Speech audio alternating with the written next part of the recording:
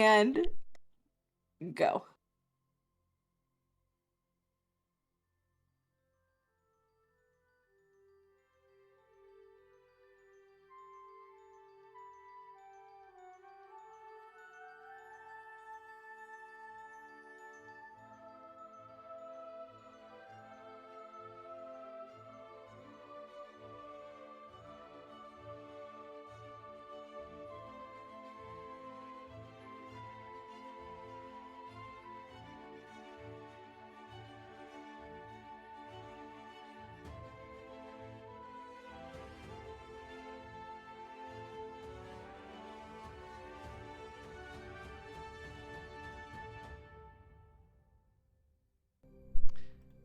And welcome back to Mateia, everybody. It has been a minute.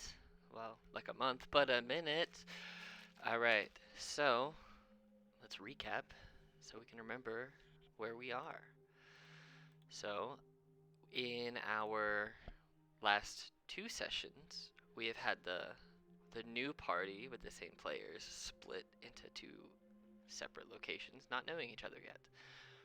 Of our two groups of investigators for the Arcane Inquisitors were sent on two different missions to obtain information regarding two different rumors. The first group, Nico and Bjork, were sent out to ruins of an abandoned church, and while there, discovered information regarding the origin of dragons, Bahamut, Tiamat, and avatars that they created. They faced off against a brass dragon once they maneuvered their way through a dungeon underneath the ruins of that church, but sent it back through the portal that it was seemingly being forced through against its will and acting seemingly against its nature. Upon successful completion of that task, you two learned of information that described how to control dragon and dragonkin. You're not 100% sure of what it was because the writing was written like it was notes of a madman and an older version of Draconic that hasn't been around in a very, very long time. But eventually, the two of you headed back to Moreau after making camp near the mountains where the ruins were, and that is where you guys currently find yourselves just breaking into right now, approaching.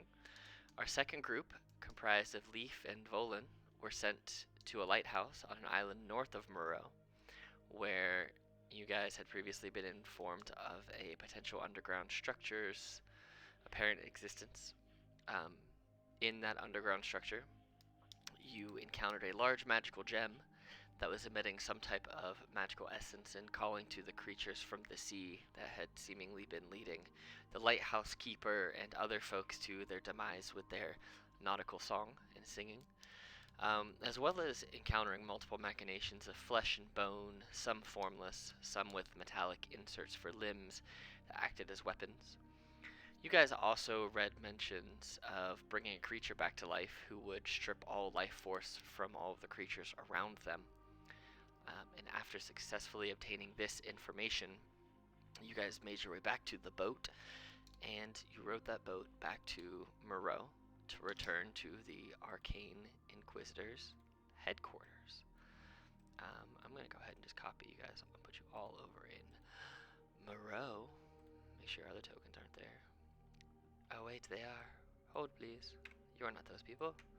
You are these people. So, We're technically those people. I mean, you are technically all of the people. You are correct. So, you both groups are making your way into Moreau, um, from different directions, mind you, but you're both making your way there. So we'll start with let's start with Nico and Bjork. You guys find yourself walking in we'll just say from the eastern side of the city, coming down from the mountain range that you guys camped at and made your investigation successfully. So you guys start making your way into Moreau. Um, you know that the Arcane Inquisitors are not an organization that is necessarily 100% above board. Mm. You know that the entrances, of which there are a multitude, are hidden throughout the city. And you used to have to put out a password to get in there, but you have been working with them for enough months at this point that you've used pretty much every entrance. They do typically say, however, that you choose one entrance to be your primary entry and exit point. That way they know your faces and you don't have to go through the whole process of waiting and giving the password and being verified and, fighting your way in. So you guys make your way into the Artificer District, and you do eventually find your way to the entrance of the Arcane Inquisitors. Is there anything you want to do between arriving in town and making your way to the entrance of the underground headquarters?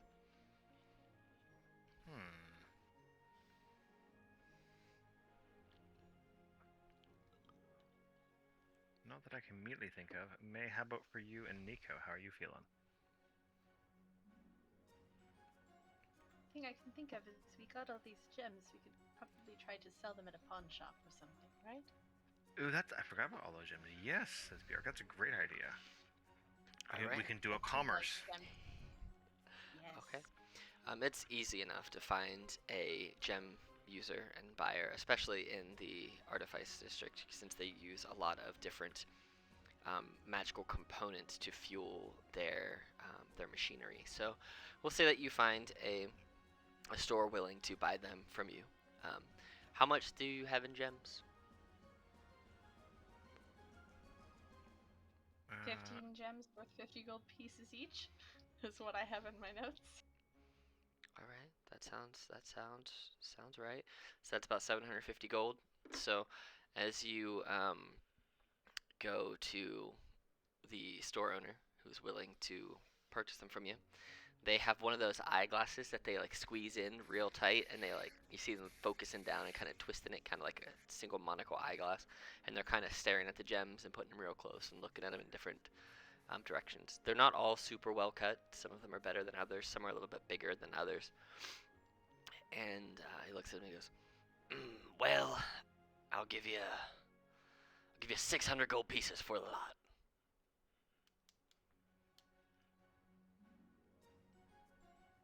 Gems, you can make lots of these. I think you can pay more. Yes, these were gotten at great difficulty. They were in an ancient temple overseen by dragons. There might be some dragon's breath essence because the dragon exhaled near them. I will say, trying to bluff about maybe these are fancy dragon gems, something. I don't know. How much are you trying to get for them? 750. Go ahead and either one of you can roll a persuasion with advantage, or you can both roll. Ooh. I'll let you go for that. Okay, with my -1, that's great. I'm not very persuasive. I'll choose 50. All right, I'm gonna have him just roll a straight d20 against you because he's not gonna have any buff.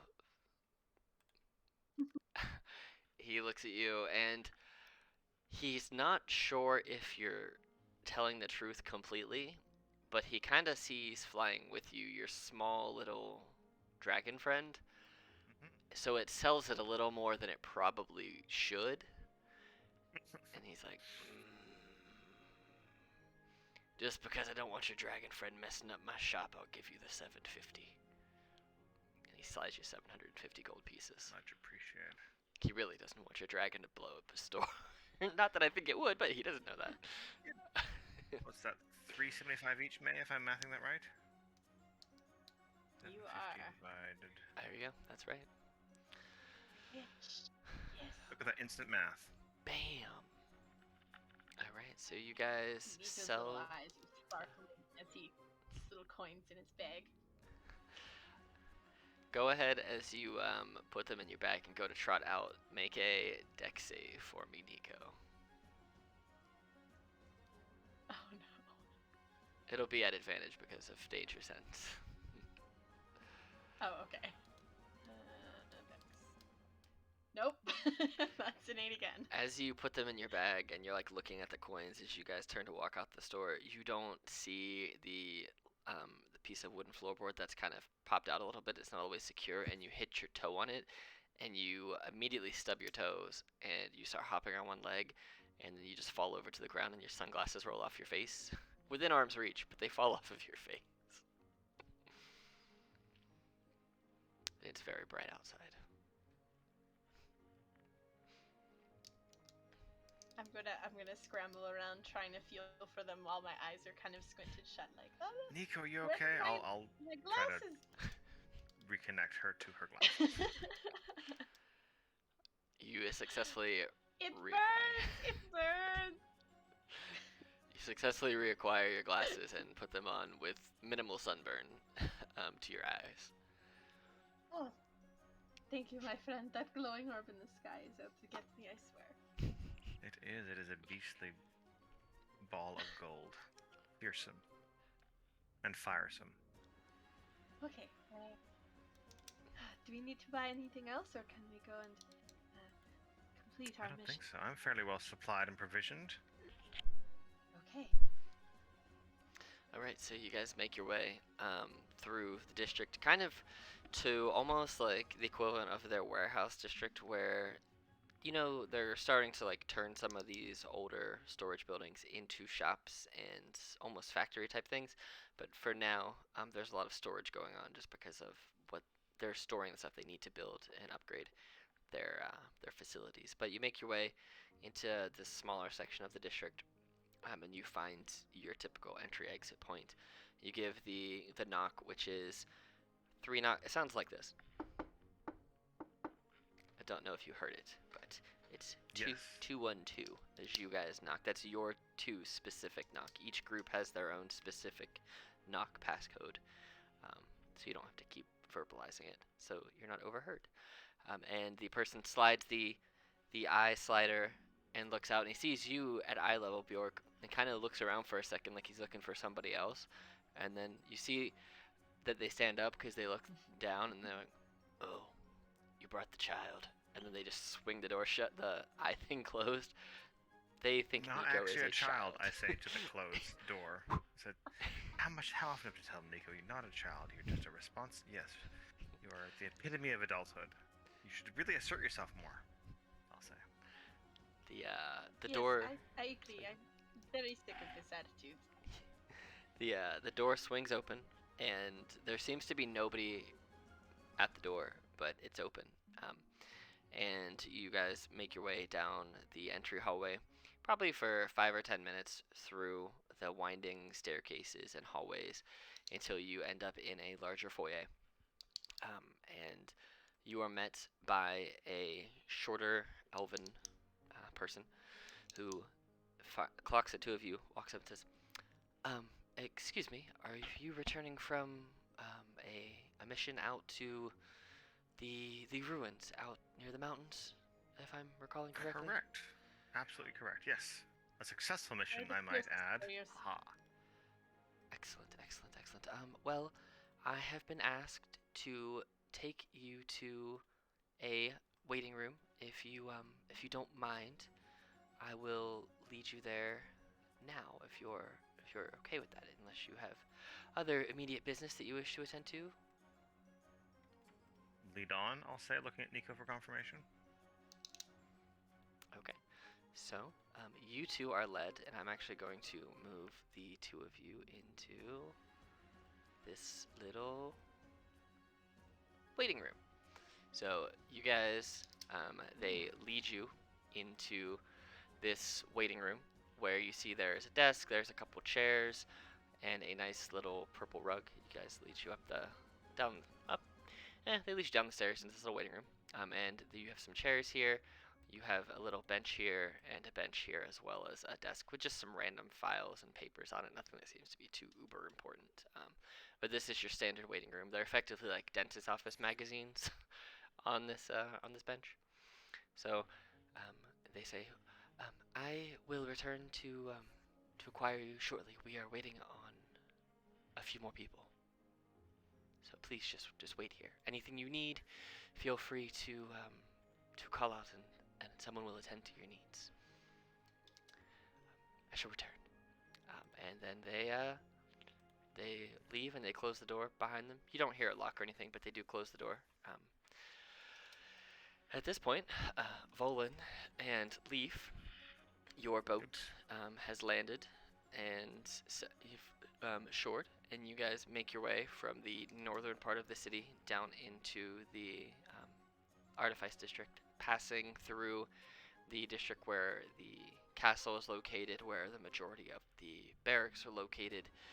Um, there does seem to be a little bit more energy in the air today than when you left. When you left almost a week ago, there is more. There's more energy. There's something going on. No one's necessarily talking about it, but it seems the king has something they are that they're going to be doing. Yes. So basically, where you guys are today, as of right now, I was telling them before we started the stream, Michael, that I was thinking about it, and timeline-wise, basically your guys' missions were 1 week before instead of 2 to 3 weeks. So as you guys are arriving back to town now, this is the timeline where your primary characters started. Like these, Gotcha. It's the same day as when everyone is doing their stuff. So, you guys see the barracks and the militants are a little more high energy today. There's something going to be happening. You're not quite sure. You're not really worried about that. That's not why you're back in town today. You are to make your way back to headquarters and report. So you guys make your way down into that district. Is there anything specifically you wish to do before making your way, before arriving at your headquarters?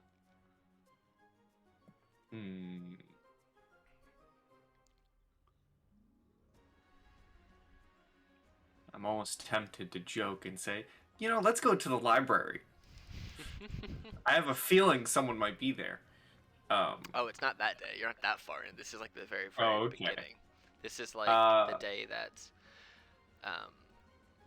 your paladin friend was sent out. You don't know that, but this is the day that Naomi was sent out. So. Nothing from me. Nothing I can think of. Leaf, you got anything you want to be doing before you arrive back at headquarters? Nothing really for Leaf at this time. She's just slowly but surely following Volan, who has yet to lead her astray. All right. So you guys make your way into the same general portion of the Artifice District, and you guys make the way to your specific entry and exit, because you guys have been working there similar to Nico and Bjork for a couple of months at this point. You guys have your own specific knock, which is this. Yeah, that's right. You need that fun one. Best knock ever. Yes, that is yours, and Leaf does it every time with great enthusiasm because, childlike wonder of knocking on doors. 100%. The eye grate slides open, and you see a person, a set of big yellow eyes, and they don't even say anything. They just look at you, Volan. You see the eyes kind of nod, like the head is nodding in acknowledgement, and then they look down to Leaf, and you hear a big sigh, and then they slide the eye. I don't know if it's look down to Leaf. Isn't Leaf taller than me? I don't know. How tall is Leaf? Let's see. She's 4'9".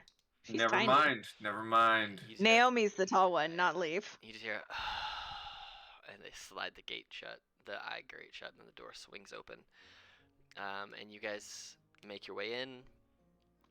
This time, behind the door, you see this big hulking ogre who looks like they're very much crammed into this small doorway of a space. And they're just shaking their head when they see this 4'9" little furbolg child.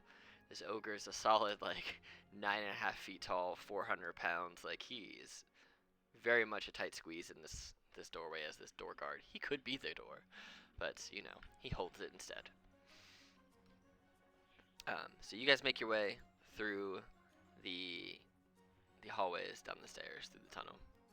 You make your way into the foyer that you recognize and know so well. And a elven person walks up to you both and goes, "Great, you're here. I assume your mission was successful at the lighthouse?" I will begin kind of reaching into my bag and pulling out the few books and notes that I gathered from the lighthouse. Yeah, Alright. we found stuff. Do you have any milk? I can have some brought to you immediately. Yay! Thank you. Mm-hmm. I do need to, however, take you to a waiting room, as well, there's there's no point in beating around the bush. The leaders want to speak with you. Uh, Leaf will look at Volan and she looks confused. She doesn't look concerned. She just looks confused. Like, did we? Are we getting praised? Like, what's going on? She kind of has that child like confusion, but a sense of wonder at the same time. As she stares up at Volan, who's digging through his bag. I kind of just give a little head pat to Leaf and begin following the way to the waiting room. You know that the leaders of the Arcane Inquisitors do not often meet with the members. They are normally like operating in private.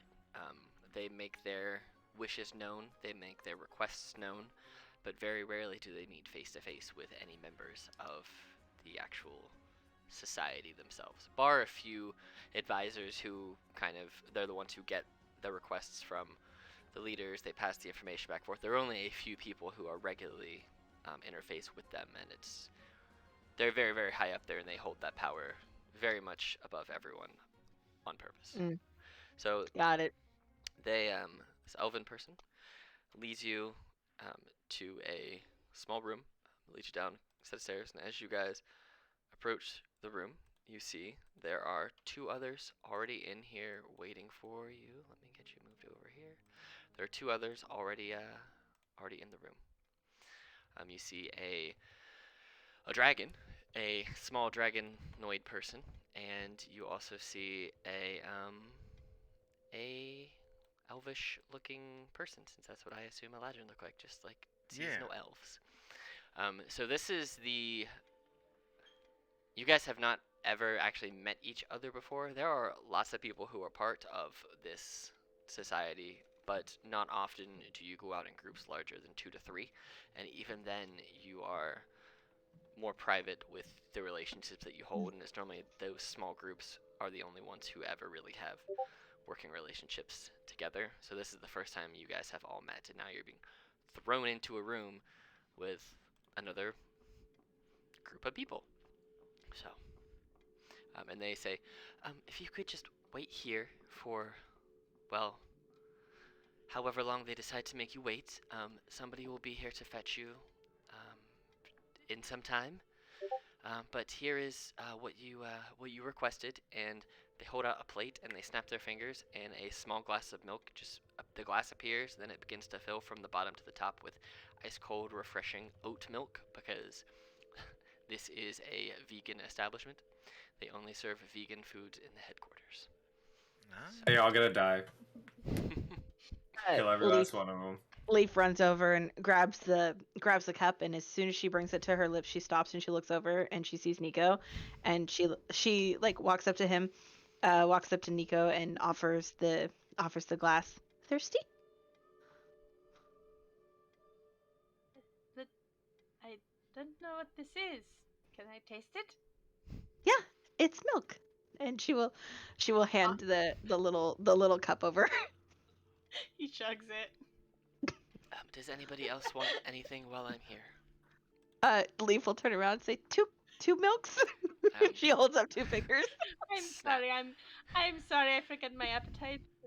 Big dragon They appetite. snap their fingers, and you see appearing on this desk of papers are 2 glasses of milk. And a little I tray of cookies for you as well.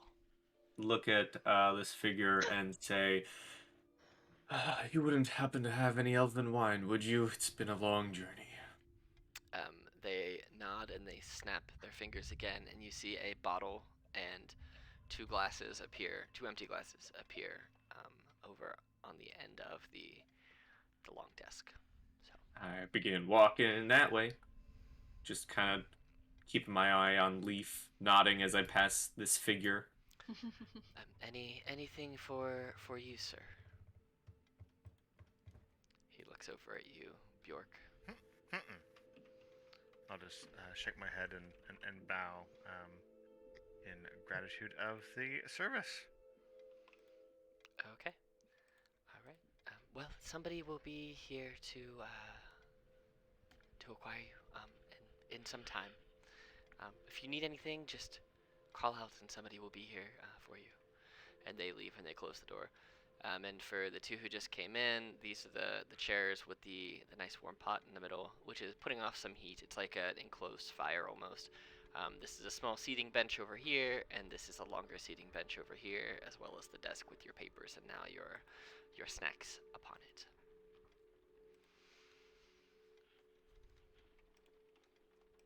So, I assume you are also fellow mission folk. What was the nature of your recent adventure?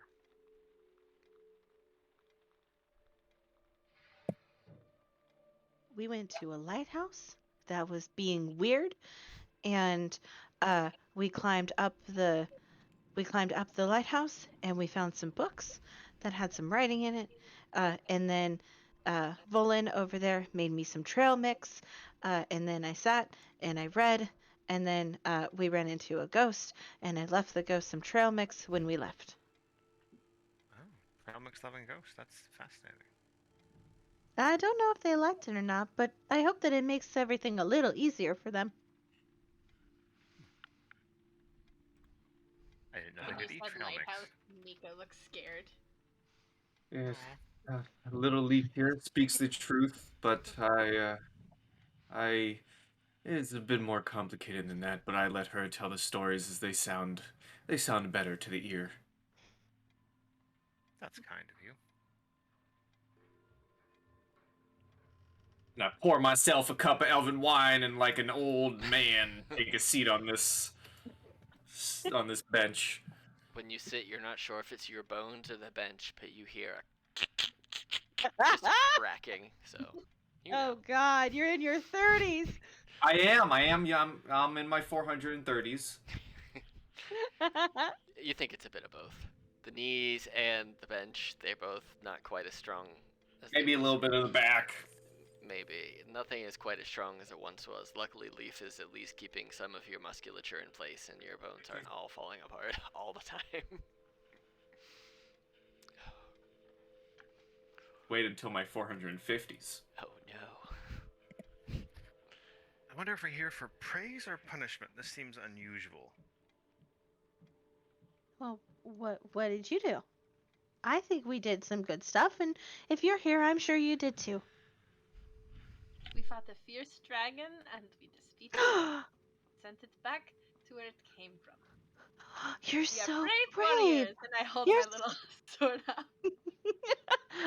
Leaf puts down the glass of milk that she had grabbed, and she like applauds. Yay! Brave warriors! We fought with peace and sent it back. You fought with peace? Yes, well, it would be terrible, of course, if I fought another dragon, a fierce dragon, but I mostly just scared it off. That's an interesting version of peace. I don't fight. I fight with peace too. But I do more healing with peace than I do fighting with peace. But it's still in the peace family. Does that count? That works. That sounds like amazing magic. Yay! Are you a magical person? I I am a magical person. I can do some magical things. And she will run over to the little pot, which probably has a fire in it, Mm-hmm. and she will I'm like following behind, shouting excitedly. she will put her hands over the flame, and using thaumaturgy, she will make it brighten really bright, and it will change to like blue, and then red, and then purple, and then green, and then it will get like really small, and it will go like violet, and it will go yellow, and then it will go back to the normal like ember orange color. Beautiful. Magic. You can So see pretty. like Nico's not looking at it directly because he has his little goggles on, but it's like reflecting on his goggles as he's watching. It's almost like the reflective poker glasses that you shouldn't wear in a poker game because you would Remind lose. Nico to not play poker. You know, I'm gonna go back and say Volan grabbed the bottle. That's valid. That's fair. Fair. Sure. Fair. Sure. Leaf will turn to Nico and she will hold up. She will hand Nico the glass with milk, and then she will hold up hers and say, "Cheers to new friends. My name is Leaf." My name is Nico. And I am Bjork. Good to make your acquaintance, all. Would you Sure. like some milk, Bjork? I drank already. I think I'm okay. I have some elderflower cordial, and I'll just kind of sip from my own little stash. Did you give your Drake a name? I didn't have it in here. I don't know if you did or not. I think I did, and I forgot it. So That's fine. I just named it White Drake in the meantime until I knew what you wanted to There you call go. it. Let's call it Bianca then, since it's white. All right. Bianca Love it. Castafiore. Bianca and Bjork. All right. Cute. Bianca. Bjork is very powerful and very strong and works with dragons also. I'm like introducing it. Well, And in this corner, That's weighing Volan. at Weighing it And that's old. exactly what and that's exactly what Leaf does. She points to Volan and says, "That's Volan. He's very strong, he's very smart, he's very wise, and he's a really good person. And I am learning a lot, and if it wasn't for him, I would probably be." And she stops and her face gets kind of sad, and she goes from like her little 4'9" size to shrinking down a little bit, and then she like basically makes herself sad and wanders over and sits down in this chair and just stares at her lap. She just stares at the milk. Oh. I'll just like come over and like put a little koboldy hand on your like arm. It's like hey there. I'm just imagining like a tiny little like four-clawed hand just slowly puts itself on your arm. Not very comforting. No, He's it's trying trying. his best. She kind of like shakes her head a little bit, and her sad demeanor kind of goes away, and she looks over at Nico and she goes, "No, I'm okay. Thank you." Okay. Well, I wonder what will come next in our adventures. Maybe we'll get great reward and renown since we had met such success. This could be a new era of magnificence. Yes, I think we'll be very famous. And then Mother will hear all the stories about me.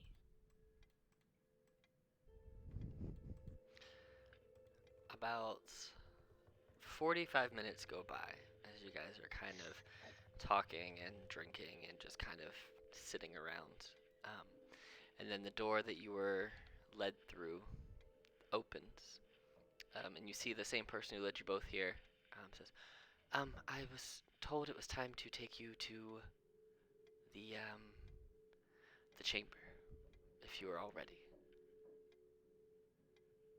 Was it the hero's chamber? I've never been in, so I don't know.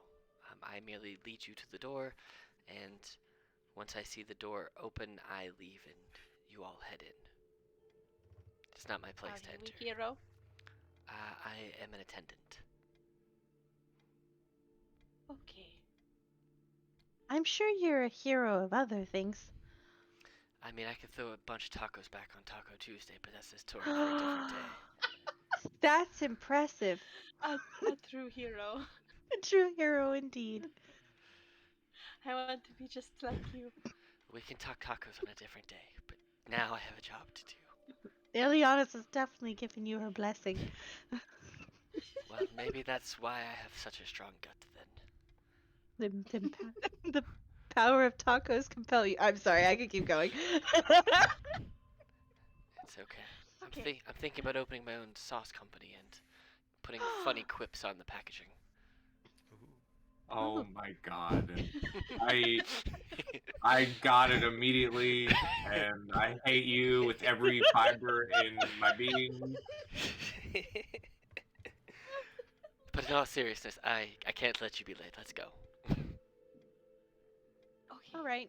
And Leaf will wander go with over and put her little empty cup on the table, and then she will run over to Volan and offer him her hand. It's funny because I was gonna do the exact same thing, but you're just faster than me. Voland grabs Leaf's hands with another like old man grunt. Ugh, stands up. Looks very, very old. Do you think he is actually powerful, Bjork? I think he probably is. I would say so. Okay, I hope Age and he's power sometimes correlate. There's a quiet serenity there that I suspect hides deeper waters of some kind of ability. Oh, he must be very wise. So they lead you. Um, have you follow them probably for 5 or 10 minutes to get through some of the walkways that you need to get to, and you see that they lead you to this large stone door. Um, no writing on it. Seemingly just one metal, very big steel like ringed handle. Um, and they say to you, turn, push the door open, and just walk in, and the leaders will be with you shortly. I have done my duty in leading you here. I have other work to attend to. So Go work. Good good luck. good luck on your sauce adventure. May Elianis bless you. Thank you. And I maybe know I said it in chat. It took me so long to think of it, but you should name it Taco Gong. taco gong. I'm sure your tacos are supreme. Oh, I don't make them. Mm. I just make the sauce. I eat the tacos though. I eat This is simply. hurting my soul. All right. Well, I'm going to leave you now, and they scurry off. Um, so you guys are standing in front of this big stone door with a big metal ringed handle on it. I'll do the thing to open it. Okay. You turn the handle with ease, and you hear as the handle turns. It takes a quick minute. It's pretty heavy to push this door open, so about 5-10 seconds worth of effort. You get the door pushed open, and as you guys walk in, you're immediately hit with a smell of just age, like old books and like an old forest. And as you walk into this room, you see that there's a large circular pit in the middle. Um, Further down than you can see, it seems to go on forever, but in surrounding the inside of this circle are just shelves lined with books. This seems to be some sort of library that just goes down into the earth. This room is warmer than you would expect it to be. The floors are all carpeted with this design that you can see. All of these circles are little tables, almost studying tables, with one chair on each. And the heat from the earth seems to rise up from this pit and naturally warm this room. It's fairly well lit from the wall sconces, but it's what you see. So feel free to explore the room at your Are there will. railings or is it just like straight drop? It is so there are Black. some railings that you can slide down, and you can probably get down to about. Let me draw a little line here. You can probably get to about this far down, for around the whole thing. There's like scaffolding that you could climb down and just get to. Well, I the mean, are shelves. there like safety railings No. around the edge, or is it straight Nope. drop? It's straight drop onto scaffolding and like little ladders. It's basically, you know, those library wheeled ladders that you can stand on and push yourself across? There's basically 3 or 4 of those hanging around the circle that you can climb on and basically push yourself around to about that low. And you could pull So some books off if you really if you wanted don't have feather fall, you're gonna die. to. Unless you don't let go. Yeah, you can ride them down that far, and you could. Oh, I Oh no. forgot that yours is not on, but it should be right now. There you Yes, go. that worked. Yeah, so basically, imagine there is like ladders with wheels on them that are on the edge that you can climb down to scaffolding that is about this far down all the way around, and you could walk on that scaffolding. Or you can just hang out on the ladder and pick books up. But if you fell off of it, yes, you could die. Or you at least fall down there. You don't know where it goes because you can't see, but yeah. I'll send Bianca to go fly around if she wants to explore. Okay. I would begin kind of walking, and if I'm still holding Leaf's hand, bring her to one of these tables. And just offer the seat to her, and then just kind of be like, just stay away from this edge. Do me that favor, little Leaf. Looks dark. And then I'll kind of peer over the edge, see how far it goes. You can't see as far as it goes. You cannot see all the way down. You see the black hole down at the bottom. That's as far as you can see. Past that, it's just darkness. But you don't know if that's the bottom or if it continues to go further. Interesting. Okay. Bjorn, should we explore by flying? That is a good idea. Nico, you can fly? Yes, of course, I am a dragon! Leaf looks like she's And then about he ready to just get up from her rummages in his seat. bag and pulls out what looks like a very crappy broom. That's very mashed up. And he just like sits on it. I have the dragon blood, of course I can fly. That's amazing.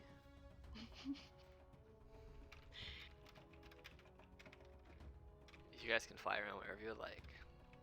If you're looking for anything in particular, you can search for it, or else you can just fly around. I guess I would see if there's any like pattern or theme to the books. Like, does it seem a well-organized library, or? It does. It seems to be the further down you go, the books themselves seem to be getting older.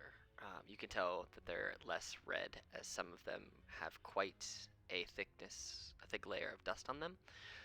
But the books seem to be organized more by year of publishing rather than like category. So if they're looking Got for it. books from a certain like generation, it's kind of set up in that frame rather than these are your horrors and these would be your biographies. It's set up by it's chronologically set, with the most recent being up top and the furthest away being very, very bottom. Okay. So, Bianca, would you like to fly with me? Yes, of course. I think she would. I don't think she talks, but yes. I think you Does could. she talk? No, she talks to you. She can understand Does she you. understand, though? I'm pretty sure she can understand you, Bjork. Maybe I'll try to pretend that she can talk. Bjork is for the sake of- translating. No, it Yeah. it says that the Drake Companion speaks Draconic. So actually, it says it can speak Draconic. It doesn't say it's limited to just what you Ah. say. So Nico can probably talk to Bianca. So I'll Be like, speak in Bianca, you Draconic can have a and play see date if with she Nico. You can responds. like be nice to Yes. Fellow dragon blood. Let's fly. I wonder what Whee! Bianca thinks of this terrible brew. Bianca just flies down, and you just hear under her dragon breath, "Everybody thinks they can speak Draconic well," which is funny because you're What are inherently we born with looking it. for? I'll call back up. There's a lot of books. Are we looking for something specific? I don't think. Oh, you're not asking me. You're asking. Do I also Anybody, play I'm Bianca? yelling. You guys can all I'm hear. yelling up. I think I'm very Bianca's just like, loud. looking for tasty books. Is her deal. Go ahead and roll a Tasty. investigation check for Bianca for tasty books. Yeah. Oh. Okay. No. Bianca, every time they go to bite a book, it seems that the book like almost pulls away, and she gets a mouthful of dust and spider webs instead. Do not want to be Dusty eaten, books. apparently. Can I try to pull one off the shelf? Yeah. You pull a book off the I shelf. pick like Huh? they're like a nice a shiny one or one that looks like valuable. All right. Yeah. You pull a book off the shelf, and it doesn't seem to resist being pulled.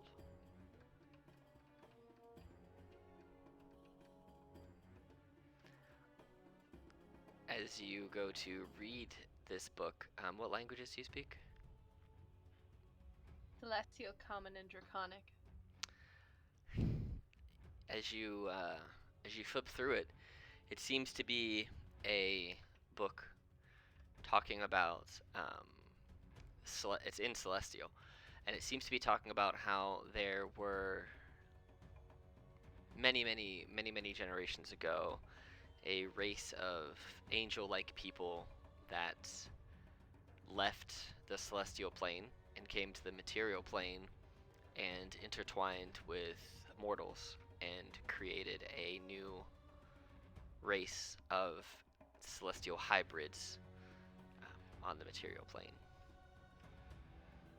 It's kind of like the early narrations of the creation of the Aasimar on this plane.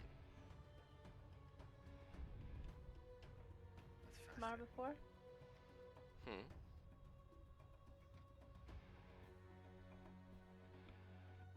What was that? Have I heard of Aasimar before? Roll a history check.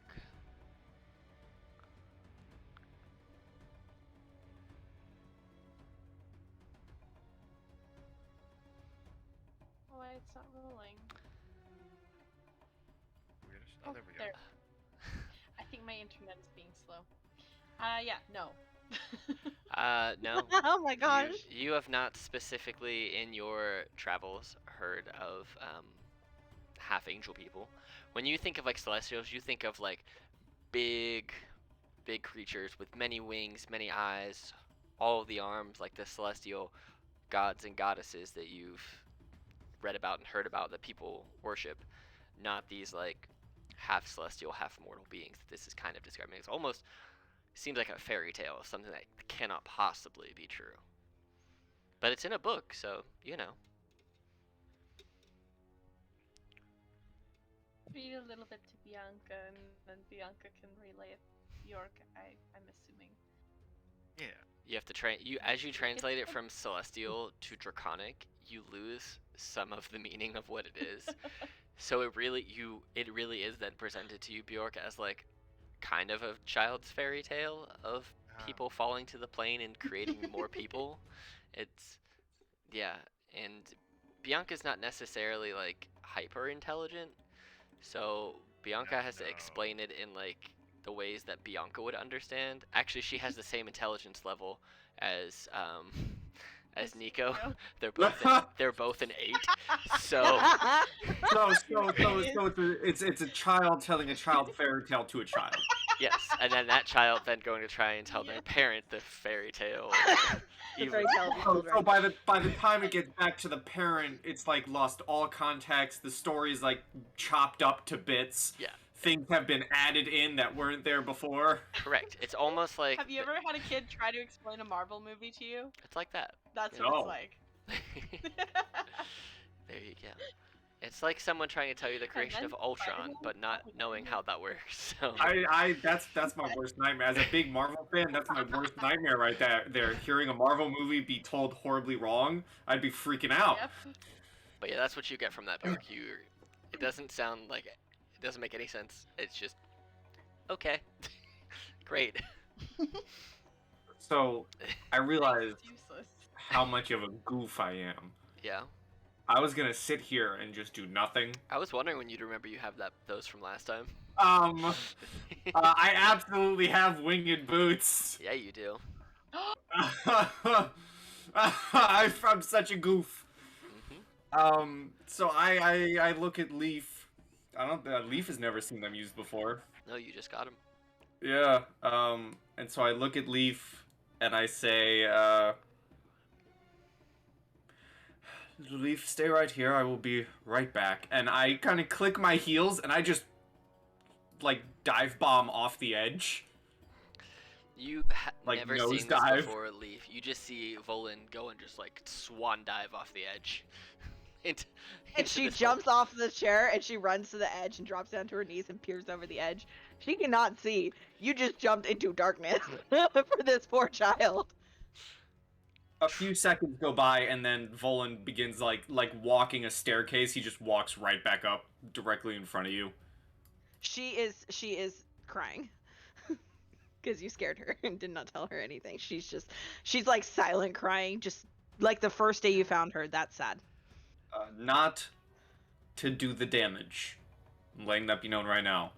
But Volan has his hand out and boops you on the nose and gives you a little shock. Boop. Not with lightning or shocking Yeah. grasp. That's Sorry. Get out here. Yeah. Zap. just, Roll a strength save. just gives you a little shocking boop on the nose. Beep! And she like falls back from her like crouch position like onto her butt and like rubs her nose.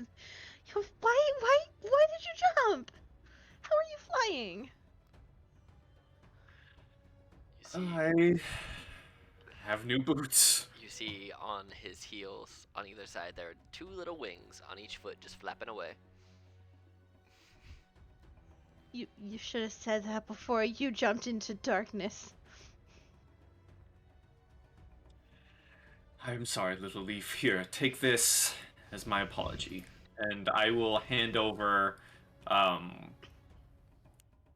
some of my some more trail mix I made on the way. Two more bundles worth of trail mix, which is It's like, here, two more bundles of rations. here, kid, stop crying, eat this. Exactly. I'm shoving a popsicle in your mouth. She will stare at the trail mix for a second, and then she will gleefully take it from you and go back to her seat as if nothing had happened. Now Because stay that there. is a child. I have some books I must gather, and I'm gonna be in I'm literally just walking in the sky, Mm-hmm. and I'm looking for specific books if they have any. Go ahead and, because I know what books you're looking for. Okay. Because I remember from your backstory what you're looking for. Go ahead and roll me 3 investigation checks. Do I gain my advantage from this considering what they're related to? So we'll do it one at a time. So roll the first one at advantage, and then we'll just keep going from there.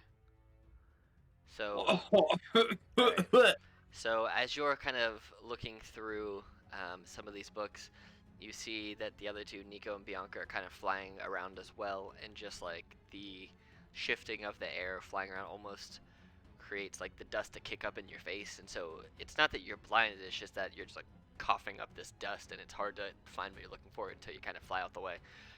So go ahead and roll another one at advantage because you know what you're looking for still. I got a +7, man.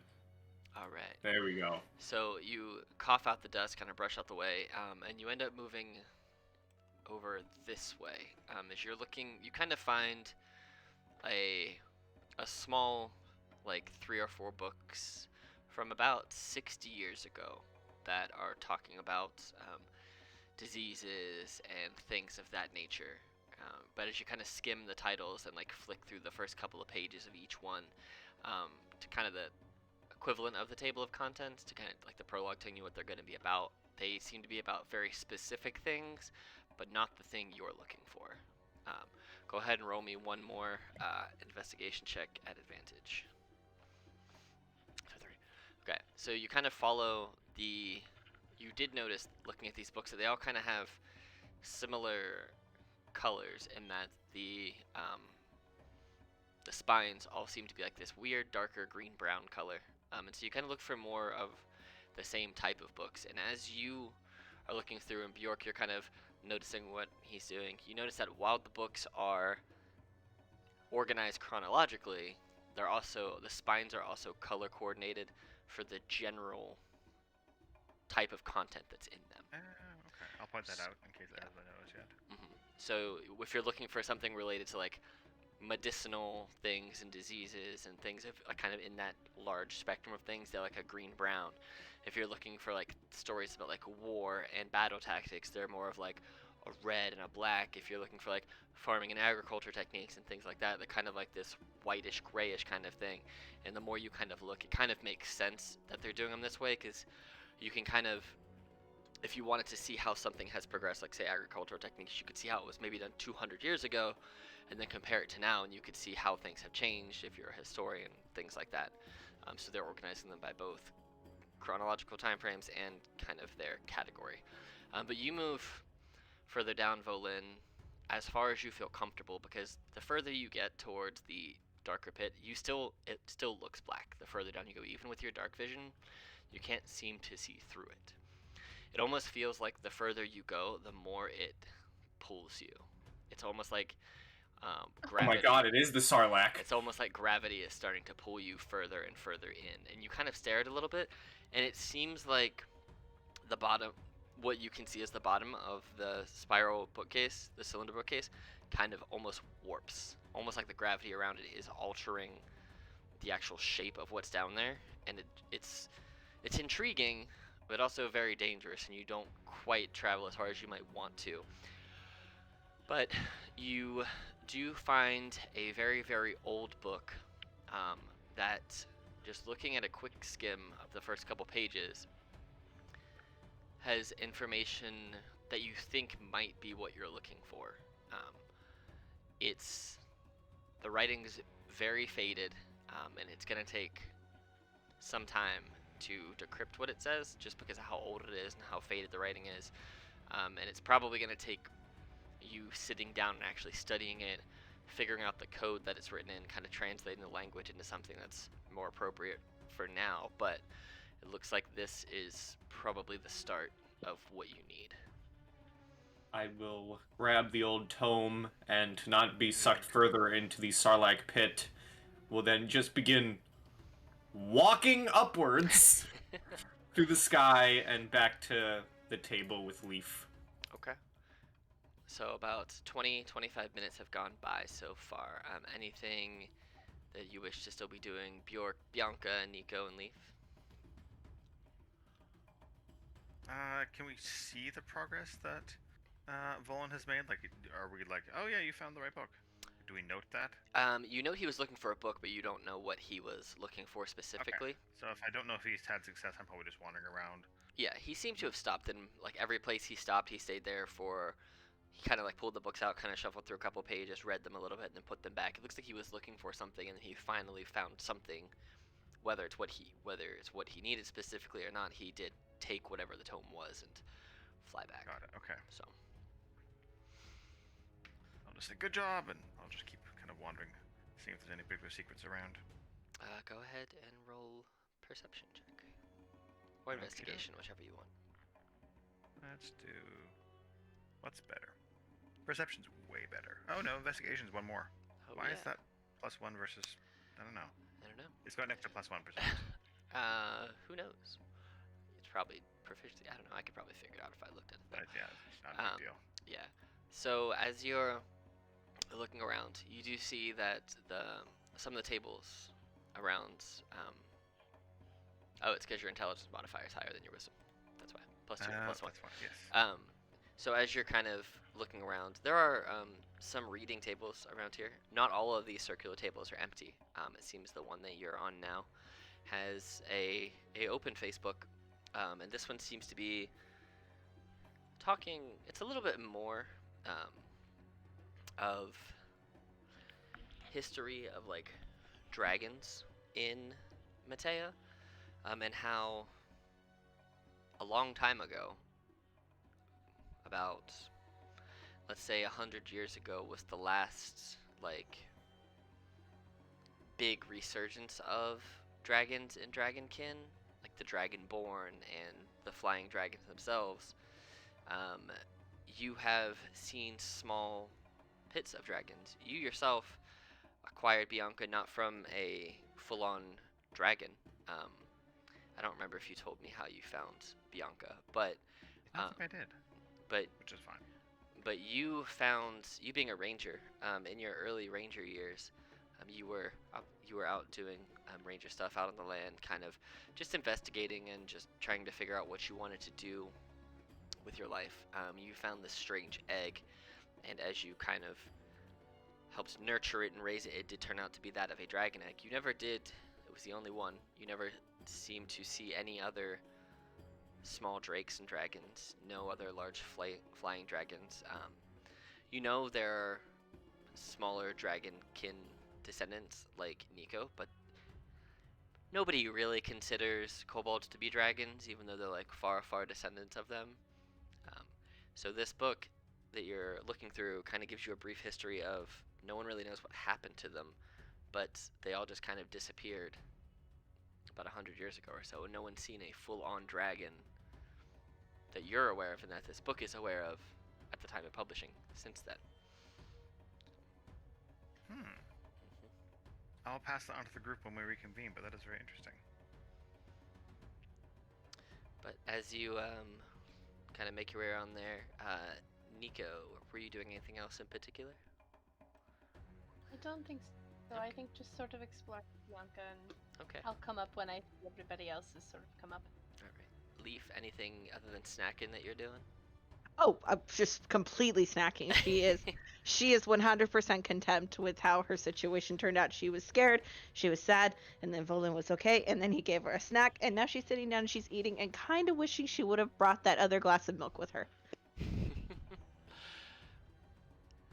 As you are sitting there snacking, and Volan, you arrive back, and Nico, you and Bianca kind of make it back up to the edge, and Bjork, you make your way kind of around to the group. The air in the room gets kind of cold and thick and dark. And then it's almost like a power surge and everything goes black for about 5 seconds. And then it turns back on. And it's eerily quiet in this room. And then you hear two voices, one of which says, "We're sorry to have kept you waiting. We'll be right there." The other one. Why did it go black? Hello? And the other one says, just hold, please. Hold, please." And you see, kind of making their way out of the pit. Smoke seems to rise out of the deep, dark hole of the cylindrical bookshelves. And this cloud of smoke, kind of like a snake, kind of floats up, and sitting in the right in the front of it, you see just this bare white plaster mask with two black slits for eyes. And then not quite far behind it, you see another creature that kind of pops up right behind. And the giant smoky mask creature is kind of floating above all of you, and the other creature, who almost looks like this giant earth fairy-like creature, just kind of floats beside her. And the smoke creature, or the voice that sounds like it's coming from the smoke creature, says, Thank you for waiting. We're sorry to have kept you." Hello. Thank you for welcoming us to your library, your space. Would you like a snack? And Leaf will offer some of the trail mix to the floating mask. No, thank you. But Would you like some? And she will offer it to the other one. you just see that they kind of nod their head or shake their head, and the smoky creature goes, "She doesn't talk too much, only when is very much needed, or apologizing for being late. Tardiness is rude. She does not like to be rude. Well, I suppose we should tell you who we are. We are the leaders of the well, we're the leaders of the Arcane Inquisitors. You can just refer to me as the as the avatar of smoke, and even though she doesn't always look like it, this she prefers to be referred to as the avatar of Earth. And as you kind of stare at her a little bit longer, you see that her skin almost looks like it's made of like mud and tree bark and leaves, and her wings and horns are kind of very much elk-like in in what they're made of, almost like antler material. Cool. You can't see what you can see on their faces is what you can see on their faces. Can you move her token, like, here? Here, Because for the recording, I'm just she's gonna do- down here in I'm the just gonna do darkness that that. I can't see. Bingo! Oh, wow. Yeah, I'm just gonna do that instead. Perfect. So yeah, now you can see them both.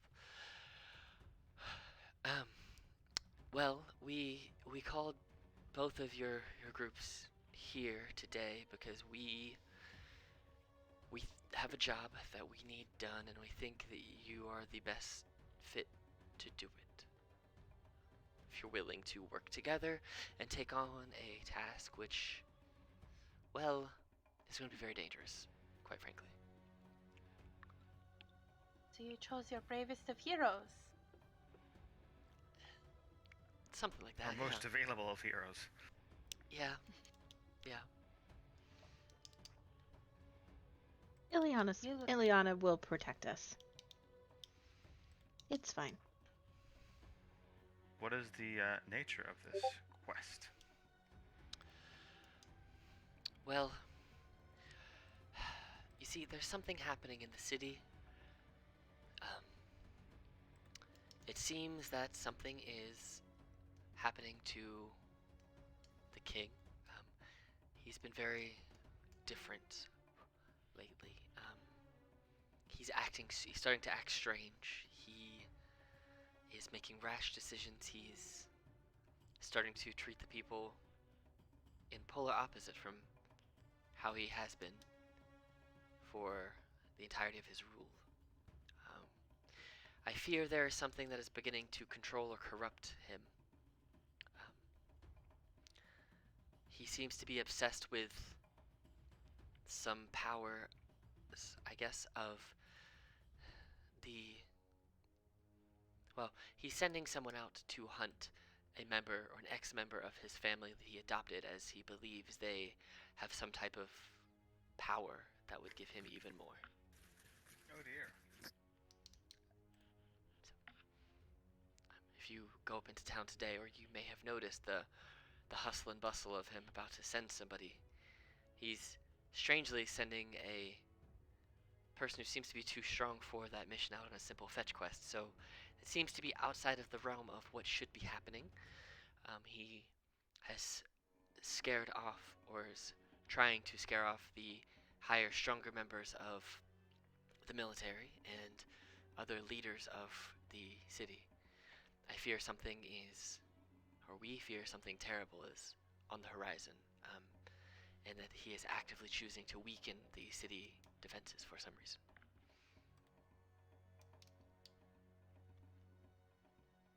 Well, that is alarming. We do have some leads, but we have to wait for the information to return.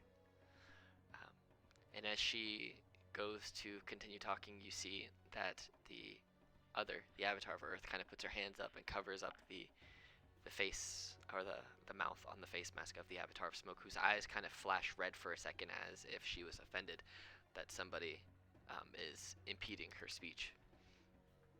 And she looks at her and says, "Sister, we cannot just give them all of the information before they prove they are able to handle the job and handle the task. That's an unfair burden, and we would be sharing information with those who may not be ready."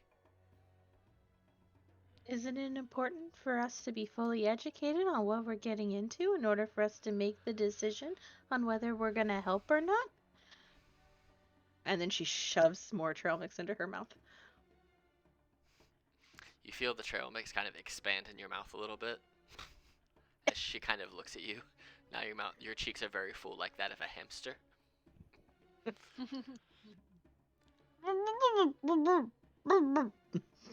Were you saying something, small child? It's rude to speak with your mouth full. And she snaps her fingers, and your trail mix goes back to normal size. I chew really fast and I swallow it, and then I just stare at the trail mix in front of me, like completely not aware that she was the one who did it. I'm just like, oh gosh, this is some weird trail mix. Scary lady is scary. The smoke lady says, "Well, if you're willing to take the job, we do need you to prove that you are capable. And if you prove you are capable and accept the job, then if you accept the job and prove you're capable, then we can provide you with additional information, as we will know that you are ready."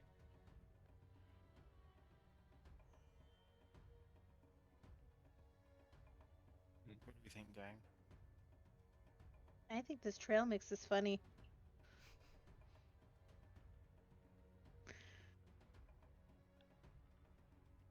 What do you think, Volan? Not about the trail mix, about the job. Well, I know the trail mix is good. I make it. True.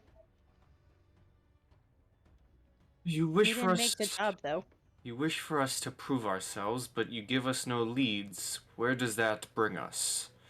Do you expect us to walk into the castle and figure it out for ourselves, or is there more to this? Well, if you were to just walk into the castle, I believe you would probably meet not quite a great response. But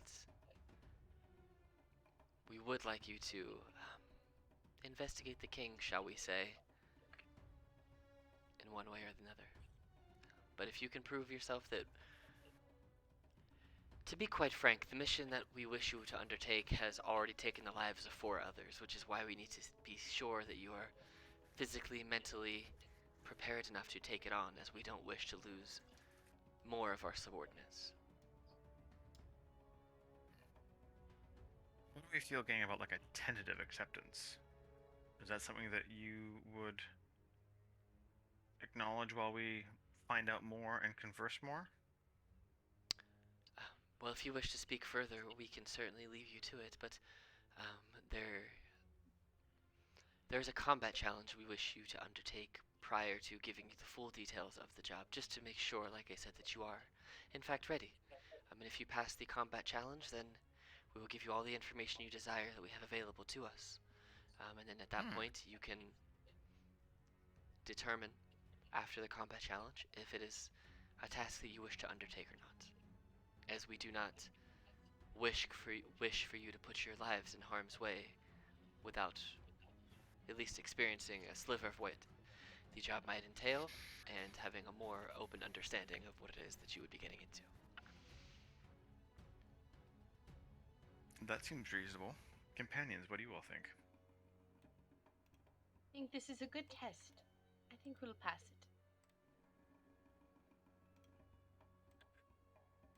Should we accept? I just request that I be given allowance to keep this book, or at the very least hold on to it, and be allowed back in to continue and further my research into some of my works. The books here are vast, and they will aid me in what I need. Of course, you can, if you accept the job, you can keep the book as, say, early portion of payment, and upon return, you can exchange it for another, as we only allow 1 book to be taken from this facility at once.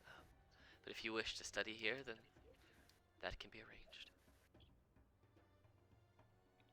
Volan kind of walks to Leaf's side of the table, and while she's on the chair, kind of just kneels down, so they're kind of like face to face, and says,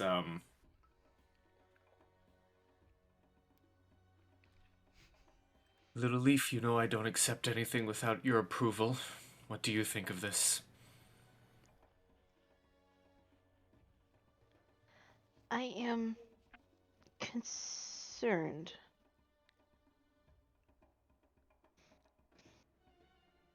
I am concerned that there is more to this that they're not telling us. And The test is fine, but the actual problem is what we would be going into. I don't know if their test is going to be an accurate representation of what we'll deal with the entire situation. But I know that we will have Elianis on our side, so that does give us an advantage. Plus, trail mix. So, you know. Selmix is a strong argument. Well, if you are confident in us, then so am I. And I'm ready to take this challenge by your side, Little Leaf. As long as we stick together and we have our new friends, we will be fine. And in the end, we will all find peace. That is a great way of putting it, Little Leaf. Volan, Little Leaf of the Big Heart. We'll call you Medium Leaf. Medium Leaf. Me and I Volan. am a medium leaf now? And her eyes get really big and her smile just gets huge across her face. Am I Volan, medium leaf? Volan stands up, does a little sigh, and says, "Me and Leaf here accept."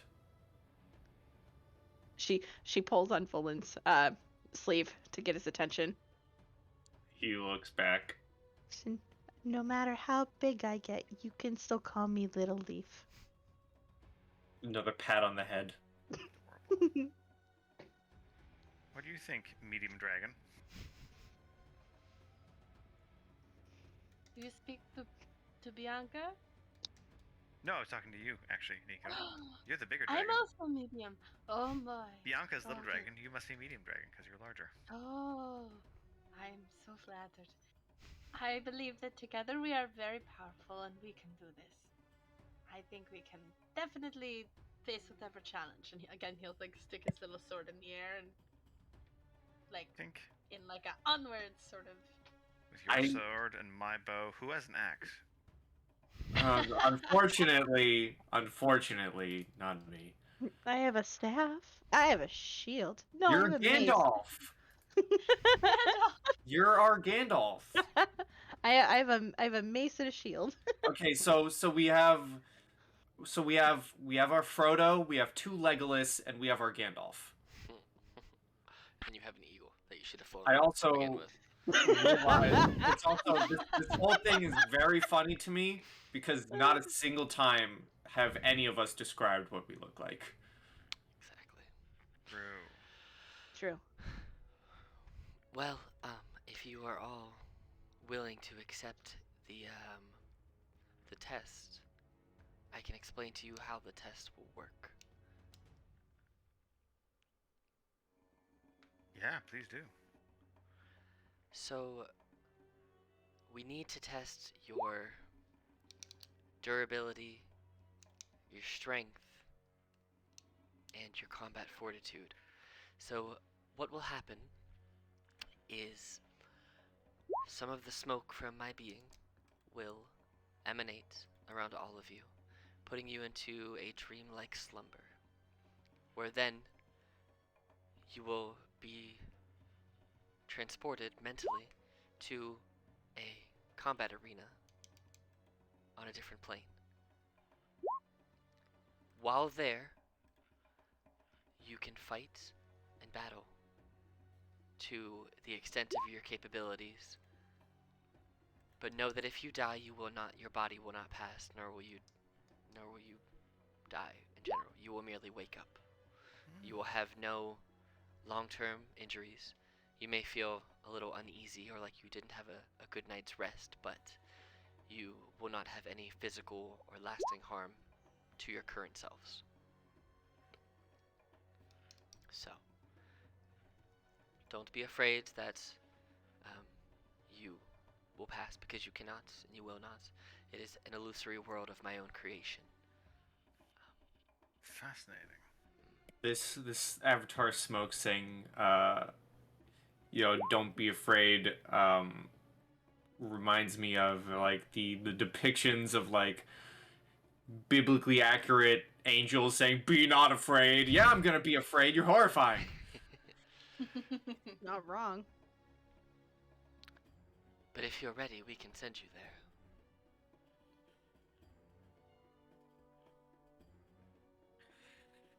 Little Little Leaf Leaf. says we are ready, then we are ready.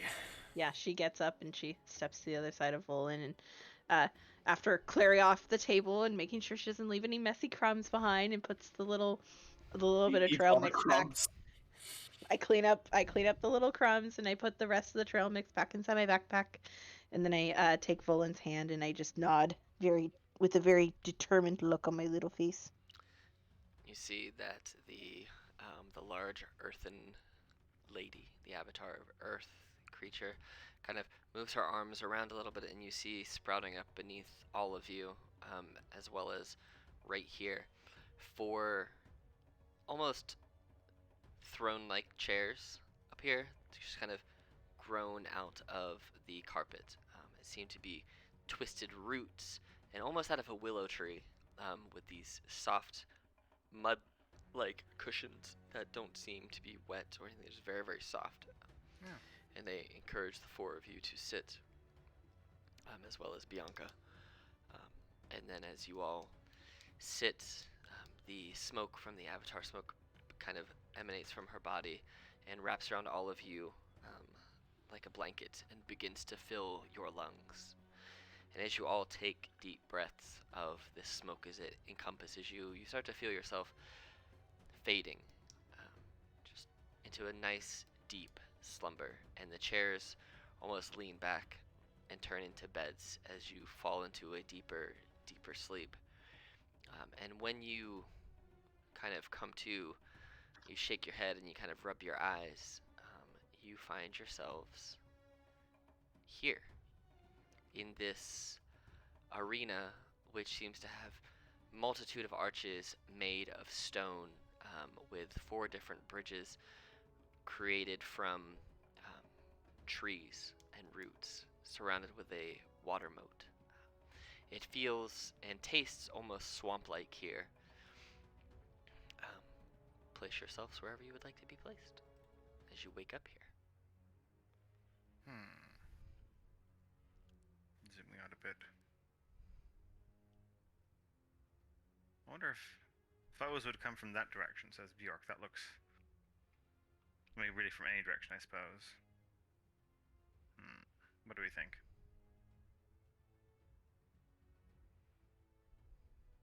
Like for us to all be sort of close to each other. I think we should be in the center, but close as well, because then they can't come up on any side, and we're not backed over the. And she kind of like peeks over the edge.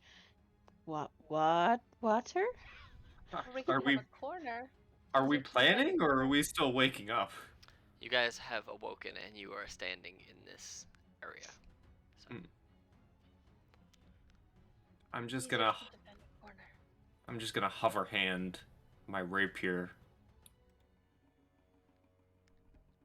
Okay. and just take a few steps forward. Before, don't go too far, Volan. I'm gonna do the thing. And Leaf will step just a little bit behind Volan, and she holds up her shield, and on her shield is a tree. And it is something that would resemble the tree of life, and it starts to glow, and a little leaf falls off of the shields of the emblem of the shield, and it flies to Volan, it flies to Bjork, it flies to Nico, and it flies to Leaf, and it lands on all of your foreheads, and there's a little tiny glowing uh, glowing golden leaf on your foreheads as I cast imbuing bond on all of us. Oh. So while bonded, any creature within 30 feet of another, so as long as you're in 30 feet of one of the 4 of us, the creature can roll a d4 and add the number to an attack roll, an ability check, or a saving throw that it makes. Each creature can add a d4 no more than once per turn. So basically, you have bless once per turn with a d4. With that also comes protective bond. So this is the bond you forge between the people helps them protect each other. When a creature affected by your warding bond feature is about to take damage, a second bonded creature within 30 feet of the first creature can use its reaction to teleport to an unoccupied space within 5 feet of the first creature. The second creature will then take the damage instead. That's cool. So if one of us is near death and somebody else is within 30 feet, you can bamf to them with this bond. You can bamf to them and take the damage instead. And I will say, because you have a barbarian, that your rage does not reduce that damage. In particular, if you're switching to take that damage for that person, you'll have to take all of that damage. Just so you know. That makes sense, I think. But yeah, this last 10 minutes, it is not concentration. And I can do it up to 4 times. And you So. can stack bless on it. And I can stack bless on it, because I can be that jerk. Are you all placed where you would like to be? I'm gonna go dead center just because bow, you know. Yeah. Yeah, I'm gonna gonna go. join, and as I walk up, if we're prepping stuff, as we walk up, or as I'm walking to the center, I'm going to pull out my rapier, and as I pull it out, I kind of slash it across my palm, and some blood speckles out onto it as I give it my crimson right, the right of the dawn.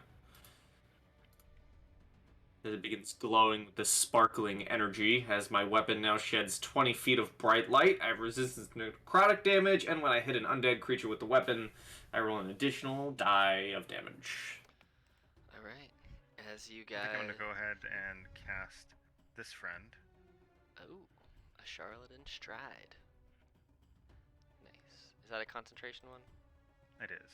Okay, cool. For a minute. For a whole minute. So I'm gonna put a little dot on you here. Oh, it's not gonna be blue. That's harder to see on your token. It's gonna be green. All right. As you all stand to the middle, prepping everything, getting yourselves ready. We're gonna go ahead and take a 5-minute break. Break Ooh, I gotta use time! the bathroom. Great idea. Break time! All Be back in 5. Mm-hmm. And go. So we are back, and you guys find yourselves preparing for what was described to you as a combat encounter to test your mettle for the upcoming job that they will tell you more about if you choose to accept it after this combat. They've described that whatever happens here is not long term. If you were to die here, then you will not. Your body will be perfectly fine, and you will awaken in the chair that you fell asleep in. And to use your battle tactics and all of your strength to see what the outcome can be. And so, with that being said, you guys positioned yourself where you are now. You prepared yourself in a manner that you best saw fit. And as you kind of position yourself here, you see that these circles will look to be different patches of like carved stone in front of you. The 3 of them right here seem to kind of come together and form this strange looking, almost metallic shape, and it kind of rises up out of the ground. And standing in front of you is an armored soldier with a sword, heavy metallic armor, this large Death Knight. Everybody to roll initiative for me, please. He's cool. Roll initiative. Oh, wait, I have the digital dice on. I need to turn that off. Button. No. 2 shakes, I have to turn off the digital dice, or else everything will break. Oh man, a Can 1. I I can roll it for you gonna if you want. fix it Oh, you so got that it. What'd you roll? No, 7? hold on, I got it. Oh, you got a 19.17. Alright, I'll fix it for you. 19.17 for Nico. I learned a bit ago, May, the advantage is already calculated in for barbarians, so It you don't even is. need to roll it twice. Yeah, I just forgot to click my token the first time though, Gotcha. so that's why I was like, please give me the first one. I figured you didn't realize it because I didn't realize it when I Thank first you. got a barbarian to that level. Yeah. Look at all of us with. This music is Whoa, great. well, okay. I was gonna say look at all of us with amazing initiative. Then I kind of peeked at Bjork. Leaf, Yeah, Yeah. yours wasn't bad. We're ahead of the Death Knight. That's our goal, All of right? us. Yeah. I found this music early and I was like, I'm taking it. Bum, Should have used Plock. Good, I had this already set up. Alright, it is your turn, Leaf. You're up. first.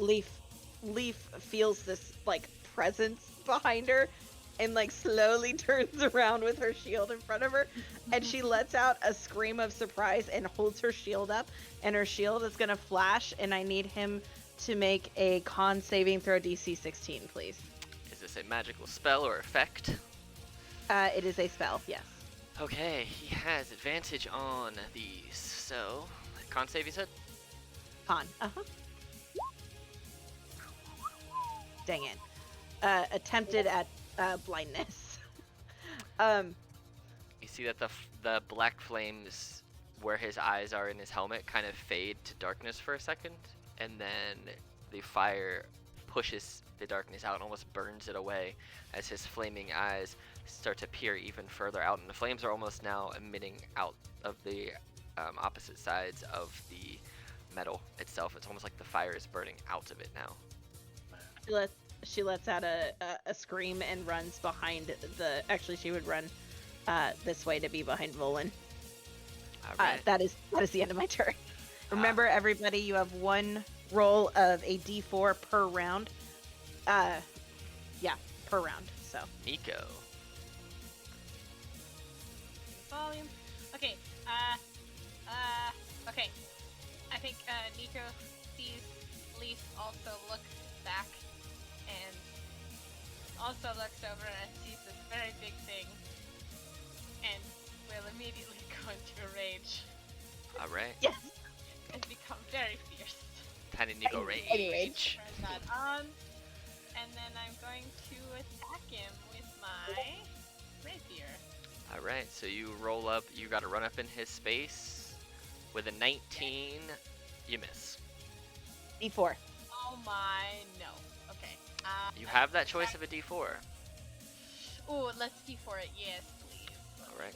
Let's Roll it. that for me. 2. Just hits. Yep. Oh yeah. And then I don't know. I think this added my divine rage. I get to. So you do your piercing, already did. and then you do your radiant from the D8, and then the D6 plus 5 is your radiant damage. The 2 is the D8's your radiant, and then the rage. So that's a total of 12, 14, 20. Okay. And then I'm gonna try to attack again as well. That misses. That does not hit. You walk up and you stab him, but the first one goes through as you kind of brace yourself for a second, and with the buff from Leaf, you manage to push it through, but the second time, unfortunately, you were not as successful. Anything else you wish Good. to do? I will stop there. All right. Next up, we have Volan. Remind me, as a blade singer, I can bonus action spell and still get my attacks off, right? So any bonus action spell that you have is just a bonus action. You can still do 2 regular. So you could bonus action spell and then do 2 swipes, or a bonus action spell and then a cantrip and a sword swipe, because you can Okay. replace one of your attacks with a cantrip. Okay. Well, good to know. I'm not going to do that yet. However, as a bonus action, everyone kind of sees my sword, my rapier, begin vibrating with a little more power, and everyone hears the sound of almost ghostly elven instruments and vocals as an elven song begins playing as I go into my blade song. Nice. And I will, with the little Nico, is this spot flanking? I'll say you just gotta move over 1 square to your right. Okay, this spot is flanking. Correct. Okay, it's confusing because the tinier token. Yeah. It's fine. Yeah, it works though right there. Or is this spot flanking, I guess? I mean, you could do either one there because you have diagonal or straight across. So whichever one Okay, of those. so I go there, and I have my rapier out, and I'm gonna take my first swing. Yes. Go ahead, take your I swing. have advantage.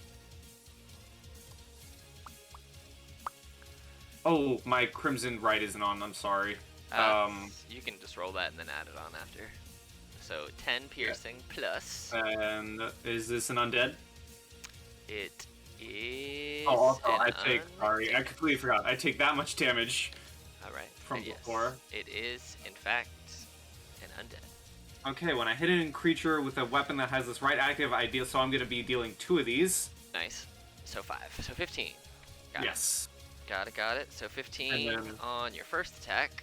I have my second swing, which, and I can replace a cantrip with one of my attacks, right? Correct.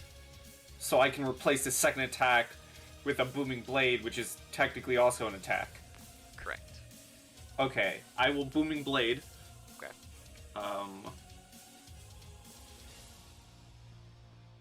Which so I don't know if this is gonna work. Ooh, it did. Well, I'm just gonna roll again, just for the, So as you go and go to hit him with your booming blade, the radiant energy around your rapier kind of starts to vibrate, and you hear alongside the humming of the blade song and the light from the radiant energy, it just kind of wraps around like a thundercloud, and you go to stab into him with your rapier, but he takes his long sword and as a reaction deflects it and parries your attack, so the 23 misses. this fool. D4. It's go ahead, roll your d4. Okay, I wasn't going to expect you to allow that because I know that's a reaction from him. But sure. You still miss. It gives him Okay. a +6 to his AC, which takes it to 27 for that one attack. So 26, you almost get through, and he just kind of holds I it. had to roll a 4. You had to roll a 4, but it's just for that one attack. So Yes. unlike Shield, it just bangs that thing out to avoid Right. all that damage. That is my turn. Cool. Bjork. Cool. Well, I am burning feet boy right now. Your feet are on fire. So that's something. You have all the extra movements. Yes, I realized I also have Zephyr's Strike, so Of the I realized I leveled up on zooms. it. I need to probably get rid of one of the zoom spells. You don't need 2 zoom spells. That's just Now, I'm not going to zoom. suggest your zooms, but I mean, you already zoomed, but Charlotte Stride, if you zoomed past him, you don't get opportunity attacks, so you could have zoomed past him, dealt some damage to him, and then ran away. I suppose so. But you moved I mean, there it does already, basically so. fire to move back. Yeah. And I want to stay out of reach, especially with you guys being on melee a lot. Mhm. My plan is to climb this pillar in case more enemies come. Alright. So next turn, climb it. Yes. Much zoom. But we're on Discord. What? Much zoom. The other zoom. Alright, so you run over there. Any And attacks or then anything? we'll just hit him twice with the bow. Do it. Let's And this do is cold that. damage, right? Because Bianca's cold. Yes. Okay. Alright, so it's the second one. So 4 and 5. 17 does miss, however. And Well, a don't 20. forget you have a D4. The 20 misses, You and the can't. 17 misses. Oh, You are well, Alright. over. Yeah, you are You too can't. far away. You're over the. Yeah. It's 150 You're over though. the. Or No, you're for the Okay. D4. You have to be within 30 feet, and you are outside Yeah. of that range right now. You have to be within 30 feet of somebody else who has it. So right now you're out of range. So unfortunately, both of your arrows, it's not so much they miss. They both hit the target, but they just bang bang and just bounce off, and it leaves a little bit of frost residue, but it doesn't seem to pierce through his thick plate armor. got it. You do have Okay. your bonus action. anything you wish to do with your bonus No. action? Other than consider a better strategy for next round. That was Oh, ineffective. Okay. Okay. alrighty. So it is now the Death Knight turn. The Death Knight's turn, who has been swung at and attacked by both of you. So, it is going to go ahead, and you see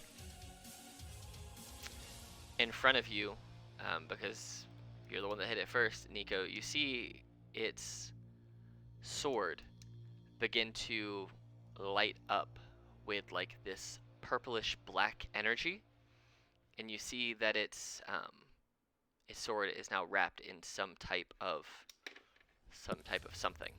Was that a spell? As a bonus action, it is a spell. I can hit him as a reaction if he's casting a spell. You can hit him. Thanks As a to reaction. Mage Slayer. There you go. That's right. You took Mage Slayer. There you go. So smart. Is this like a new turn? Do I get the? No, I already used my D4. 19 misses. So you go to stab in, and he kind of looks at you as you stab, and the sword that was going to be meant for Nico, he turns now to focus his weapon on you, as you seem to be the one who wants his attention. So he's going to go ahead and take... He has 3 longsword attacks. He's going to take the first 2 at you and the second one at Nico, just one-handed, and the first attack that hits will get the Staggering Smite, which is the spell he casts as a bonus action on his thing. So here is the first longsword attack against you. Yeah. So you get that plus the Staggering Smite damage, which is 4d6 psychic damage, and I need you to make a Wisdom saving throw, please. So it's going to be this much psychic damage plus 24 because it's crit. So let me do this damage to you right quick here. Well, thankfully I have a saving throw on. I have advantage on this Wisdom save. You do. So you pass the saving throw. Plus, so it's the D10 is not crit. It's gonna be 4D. Oh, oh, and you also get the necrotic damage. So let me make sure I get all this damage correct here. Resistance to necrotic. Cool. So that's good because you get plus necrotic. Cool. So let me do this damage here, right quick and in a hurry. So you get 16 there, plus necrotic, which will be halved, rounded up, so plus 9, and then the crit, which also doubles, halves that, so another 16, and then this is psychic damage, the Staggering Smite, so plus 19, plus 24. So as he turns and launches down on you, you all see Volin take this. It's almost like Volin's mind is racked as this longsword crashes across his chest, and you take 84 damage. Alright, I'm unconscious. And he turns back to Nico for the next 2 longsword attacks. 1, 2. A 20 and a 20. You are resistant to slashing damage, though. So it's... Am I? Yeah, because you're raging. Oh, yes. So it's going to be 10 total slashing plus 38 necrotic, so 48 damage to you, Nico. And that is this monster's turn. Well, he'll take some movement and go to here, but that is his turn. Leaf, you see Volin take 1 slash across the chest and holds up to his mind and just collapses. She lets out a scream of distress, and she throws her shield up in the air, and it expands and spins and lands right here, giving a 30-foot radius. And I don't have anything for that yet, so we're gonna of course use Bestest Boy. Come here, Bestest Boy. Up. If you will please put a 30-foot radius on Simon. Simon is a 30-foot radius. Any particular color? Gold, please. Well, Or yellow. that's brown. We'll do this one. Bam. Perfect. Bam. 30 foot radius. And she will begin concentrating on Beacon of Hope. Ooh. And then she is going to move 30 feet. What is the most efficient way for her to move? Whoop. I am moving my entire map. I do not mean for her to move there. I mean for her to move there. So I'm going this way. And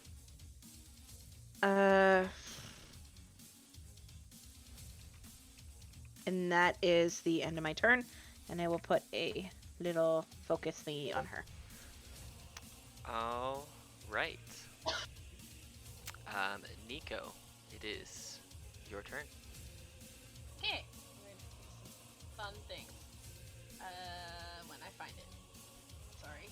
I would like to use Zealous Presence. Ooh, okay.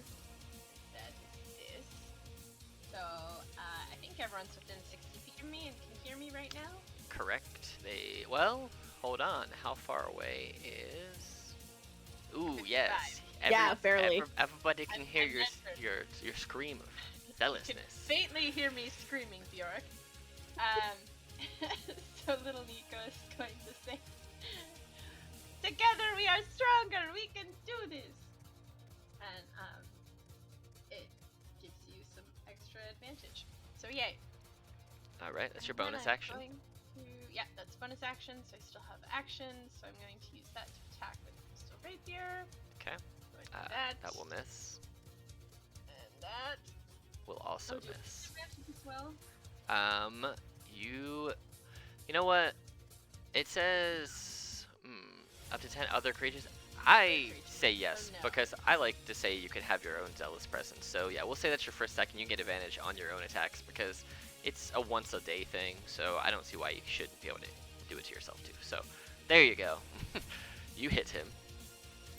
And then I would also like to use the recharge from Okay. one of my charges. So 17 Oh, plus 2 plus 8 plus 3. Not 83.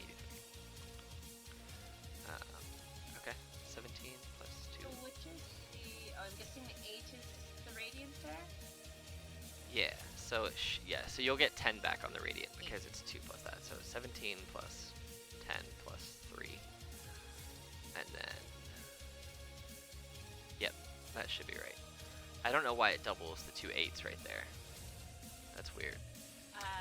Expend 1 charge to regain a number of hit points equal to the extra radiant damage on the sword spell. So yeah, so you get 10 back and it takes 30 damage. It is. Woo! Cool. All right. Is that your turn? Okay. Yes, it is. All right. Volan, you're down, but you have advantage on death save. Oh, Indeed. you have advantage on death saves. So you roll 2 1s. That'd be hilarious. Dude, don't. Yeah. 14. Roll another one. It's like she could pop back up. All right, cool. You have 1 success, Mhm. and that is your turn. Well, the last time I also had 1 success, and then I failed everything. I don't think you're gonna make it that many rounds without failing now. Bjork, you saw this big Death Knight turn and just 1/drop your friend. Ow. Uh-huh. I do have some heals, but there are better heals first, so I'm wondering about waiting on heals. Healing Spirit, blah blah blah. Range 60 feet.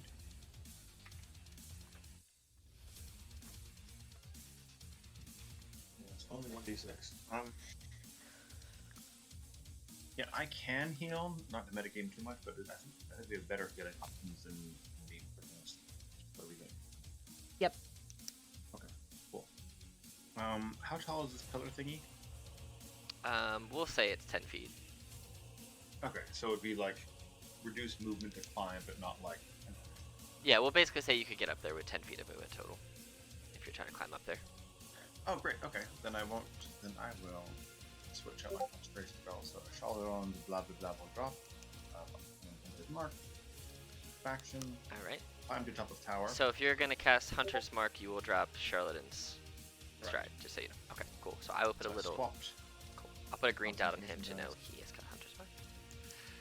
Yeah. And then advantage on a photo Hmm. from May's magic, correct? You do have. Yes, you do. You moved out of it, but you got it at the time. Yeah. So you have advantage on all your attacks for this turn. Got it. Okay. So that's 2 attacks, and because of my Eldritch thingy, I get to roll an extra attack. an Yeah, you extra do. So you just get to d6. roll. Yep. So I'll just do 3d20 twice. That works No for me. other bonuses. Yep. 3d20. Wow. Ooh. So that's your first attack. Okay. Yes. And that's your second attack. Which Wow. what's your bonus? Wow. +9. Okay, that'll take it to 19, and you do not have the D4 because you're without 30 feet. So your second one will not hit. The first one strikes true, and your second one, trying to follow suit, he kind of shuffles just a little bit and just dings it off of him. So go ahead and roll. Just roll a damage attack for your longbow, and then we'll do all the crit bonuses on top of that. Yep. Fine. But I ignore that the cold damage doesn't happen, right? Just the regular damage. All your damage for it happens. Okay. So you'll get your 3d8 1d8, plus 1d8 plus. Here's what we'll do: roll 1d8 plus 9 plus 2d6s, and then I'll add the extra bonuses for your crit on top of it. Plus 12 plus. So then that's going to be plus 20, and then did you want to? And Hunter's Mark as well, or is Yep. that already included? I added that in because with the Hunter's Mark. Yes, so 2d6 Okay. for Hunter's Mark, so you get max those. So you had plus 24 on top of that, I think. Okay, so 44. That's okay. 24. That's pretty helpful. Yeah. So that was action, bonus action, movement. Yeah. We can do this. Let me make sure I did this math right. So you had your D8, which is maxed, then you had your No, 2d6s, no, I think which are 5, I don't know. maxed, then you had 20, and then did you want to use your dragon to give you that bonus d6 as well? Oh, well, you're not within 30 feet of it, so it can't do that. Never mind. I'll just have. Actually, I think Bianca should probably fine. But okay, cool. You're gonna have Bianca fly away. I think so. Okay, it's gonna. It's not really worried about the dragon right now. It's gonna try and protect itself more. Is that your turn? Yeah. All right. It's the Death Knight's turn. So it's just going to try. Actually, it's gonna look at you, Nico. All right. It's. Yeah. I need you to go ahead for me and make a wisdom saving throw DC 18 as you feel your body. You have your D4 Or is right? it Yeah, it's the done It's the for the D4 to saves. Yep. Oh, D4, okay. Yeah. Yep. So wisdom save plus a D4. DC 18.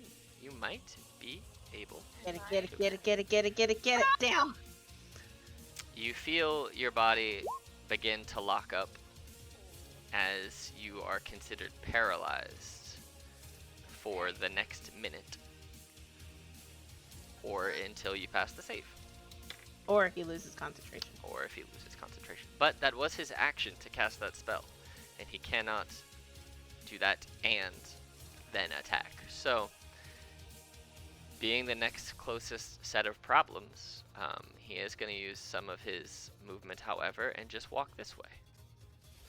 Just going to step right there.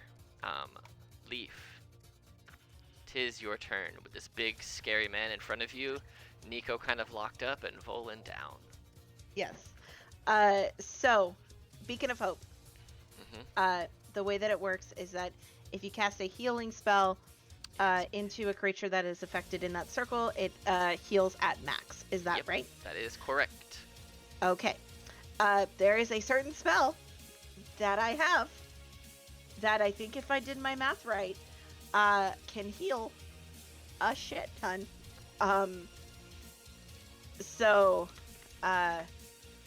what I think is going to happen, and tell me if I am doing my math right, if I cast, where is it? If I cast Life Transference at level 4, I could transfer 80 health to Volan. You would take 80 damage, but yeah, you could do that.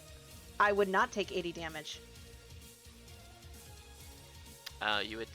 So this one's weird because it's. I'd have to look it up because. So it cannot be reduced in any way. And one other creature that you see within the range.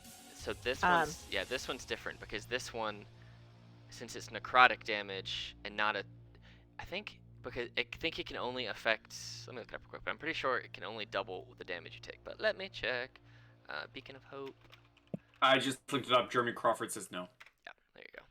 So that's one of the only ones that doesn't work with. So if you did. According to Crawford, Beacon of Hope has no effect on life transference. Beacon of Hope maximizes healing rolls, not damage rolls. But it turns itself into. But you wouldn't be able healing. to. You wouldn't be able to max it though. It would. Whatever you rolled, he would get that doubled. You just can't max the heals out of it, which is weird, but dems to rules apparently. So. That be. So if you don't want to cast that spell on yourself and take that damage, that's fine. I do not. I do not. Instead, she is going to let out a scream of terror, and she is going to cast Mass Cure Wounds there you go. in the circle and heal both Nico and Volan for 24 plus whatever your healing mod is. 28 in total. There you So go. Volan's back up for 28. Nico's healed for 28. Was that a wisdom saving throw that Nico did? Yes. Because you were in Beacon of Hope, you should have had advantage. Roll that advantage and see what happens. We'll just roll it again. There you go. So we'll say that he still would have ran past you down here. So if you wanted to take an attack of opportunity, well, you were. Yeah, I'll say that you could have taken the attack of opportunity if you wanted it to. It's up to you. It's okay because I forgot to roll with advantage. Okay, so that's not cool. me. Well, he would have still ran down this way and still continued his turn as he did. Leaf made their heal, so you guys get 28 healing points each. Yep. There's nothing really else that I can do for this action. Oh, I need to take that off. Okay. Yeah, that is the end of my turn. She is just hiding behind her shield and she is completely terrified. All right, Nico, you felt temporarily like locked in place for a moment as you saw this giant armored man who is very much bigger than you just ignore you and walk by. What do you wish to do? Okay. Well, I'm just gonna scoot on over. You can flank with Leaf if you so choose. And if I'm here, am I flanking? We'll say, yeah, right there. Okay, I'll be there. And I will attack with my Crystal Rapier. Do it at advantage. Bam, Jesus. Oh, yeah, we're on advantage, sorry. That's 2 crits on that. So the first one hits, he can't stop it. The second one also just hits. He's gonna throw up his reaction to block that second one, however. So the second one, as you do connect, he kind of moves just enough for it not to pierce his flesh. Plus 12, plus 3. Okay, cool. So you get He's the looking. 34. Alright. He did another 34 damage. And how is he looking now? Kind of. It's hard to tell. You can see some blood coming out of him, but he's still standing strong. Okay. All right. It's my turn. That's all I can do right now. All right. Volan. I'm stand up and like the boxer move. I use the edge of my fist to wipe blood off my mouth. Mm-hmm. I will bonus action drink a potion of greater healing. You would get max with that because you're in Beacon of Hope. Yep. Right, DM man? I'm pretty sure because it says, does Uh, it say from spells only or does it say from everything? I think it's everything. Everything. We have maximum hit points possible from any healing. There you go. So that's 24 health then, if my math is right. 4d4 plus 4, it is 20. Yep. Yep, 4d4 plus 4 is 20. Yep. Oh, I added a fifth 4. Oh, so you get Oops. 20. Heal that up. And then as my action, I'm going to look at him. I take my rapier, I kind of point it to I tap it on my head, and then I aim it towards him as I unleash a shimmering lance of psychic power, and I cast Raluthim's Psychic Lance. Awesome. Also, your Crimson Right is still active because it only goes away now, apparently, on short and long rests. Is So, this a new thing? I just looked it up to be sure, and I'm pretty sure it only ends on a long The right's effect lasts until you finish your oh my god! They What is changed it? it. This update is so good for Blood Hunters! They changed it. It used to be when you fell unconscious or lost the weapon. Now it's just there, which is great. Oh Alright. my god! DC 15 intelligence save, of which he has That's advantage. so good. But he only has a +1. Wham. Oh, that's a shame. So he He- takes half as much 12 and isn't incapacitated. Well, that's good for me. And I will 5, 10, 15, 20, 25. Remember, your blade song is not active though. Yes, I know. Okay. Bjork. Okay. I think my tower defense strategy is still kind of okay. Hunter's Mark is still up. Whenever useful actions. That would disrupt concentration.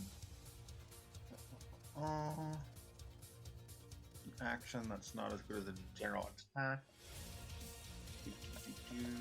Yes, I think we just pew pew from here. I Alright. hope he doesn't notice. Do because, it. You know, You it's do fine. it. So you just have regular straight attacks. Bop, bop. Those both hit Jesus. for 16 and 14, so 30. Okay. Alright. Anything else on your turn? File my nails a little bit, you know, make sure I don't have some close Alright. Cool. Oh, you also have your d6 on each of those for your hunter's mark, so roll 2d6. Oh yeah, so 2d6.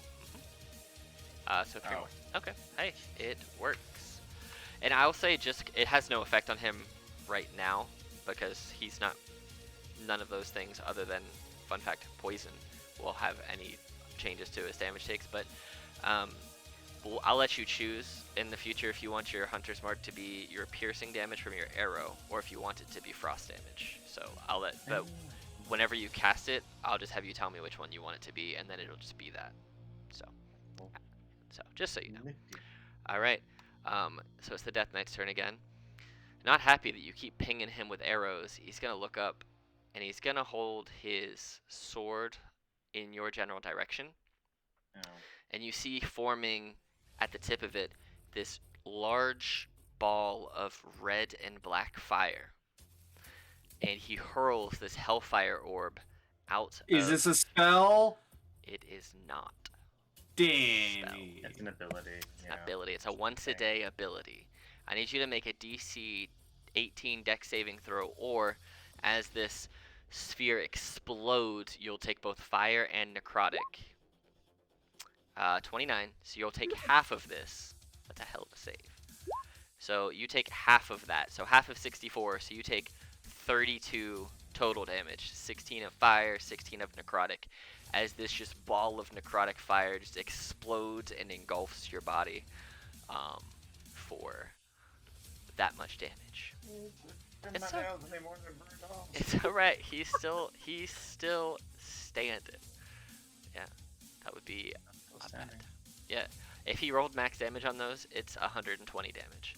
So yeah, but he didn't. But that is his action. And for his bonus action, he's gonna risk it for the biscuit and you see his sword engulf. This you can attack him on. It's going to engulf in a flame type of damage, and I'm gonna say now he's going to use a 3rd level spell slot for Searing Smite. Oh, cool. 3rd level counterspell. Okay, cool. You go to counterspell, and it works. So there you go. So you see the sword starting to light up, and then Volan just goes, nope, and just it burns right out. So but there you go. I wanted to be above board with you knowing what level I hit you with a smite with if it came through. So didn't work. He is not very pleased. I don't have a counterspell to your I got a parry.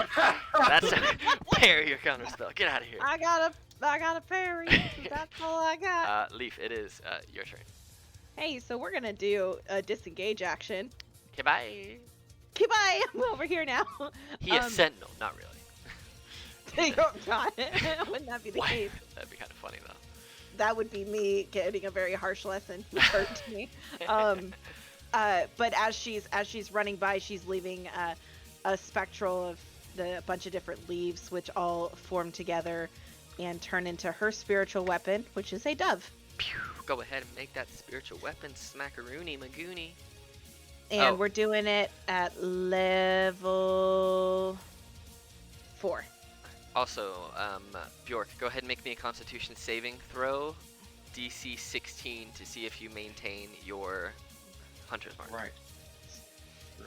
I'm glad I put green Content. dots on stuff. No, Nope. so your Hunter's Mark just kind of falls off of your. I'll do something different. All right. So you can go ahead and 16 will miss. And I can't do it with the D4, so I'll hang on to that for a Correct. next Correct. round. But yes, my spiritual weapon is out, and it's a beautiful glowing dove with a flower. All right. So I'm gonna Herb. say it's got 9 more rounds on it. so Herb. 9. Nico, you are not currently flanking with anyone, so you're just hanging out. Brain time. Big brain time. Big brain time for small dragon. So Nico, seeing that things are, I mean, they're going okay, but they could be going better, and he's starting to run out of ideas. So he's gonna grumble, cower, and back. Okay, until the nature. That's my action. So I'm just gonna like fall dramatically onto the ground. And say, "Oh, great knight! I'm so sorry we attacked you. Please, I'm but a weak little dragon. Don't You're a hurt Russian dragon me. now? That's great. I'm not a Perfect. medium dragon. I'm so sorry, Bjork. I cannot be a medium dragon. I'm so small. Medium dragon, weak. don't give in. No. Please pay attention to how weak I am." Very dramatic. All right, Volan, it's your turn. You see this little dragonoid just begging and cowering for their life. Yeah. You now have advantage. Reading something real quick. Oh god, I have so much stuff in my features and traits section. Okay, so bonus action, Blade Song. Got it. Second, not an action, but a movement, Walk. Walk. Step to him. And then, I can replace any of my attacks with one cantrip, right? Any of your action attacks, yes. Yeah. So I'm going to, firstly, try and pop him with a booming blade Okay. at advantage. Okay. 20 will miss. I'm gonna do it. Let me ask, does your bond stay with them after they're unconscious? Yes. Okay, cool. So 24 does hit. So you get the 2d8, the 3d8s when they move, and the 4s from your thing. And I think I need to roll another d4 for the blood. Correct. Crimson Right. Correct. So 13. All right, cool. So that makes that 10, 23, 27. And if he moves, he'll take that additional 13. Mm-hmm. Okay. And then this is a regular rapier strike. Yep. That will miss. Perfect. Yes. All right. You crack Okay. in, and the thunderous, bloody ringing of this sword just kind of like you see blood spurt out between the cracks of his armor, and it's like his armor is beginning to crack a little. Nice. York.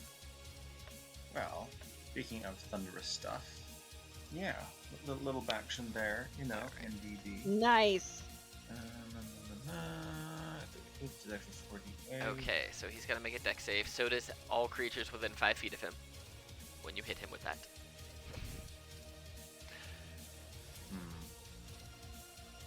Dex save. Wait.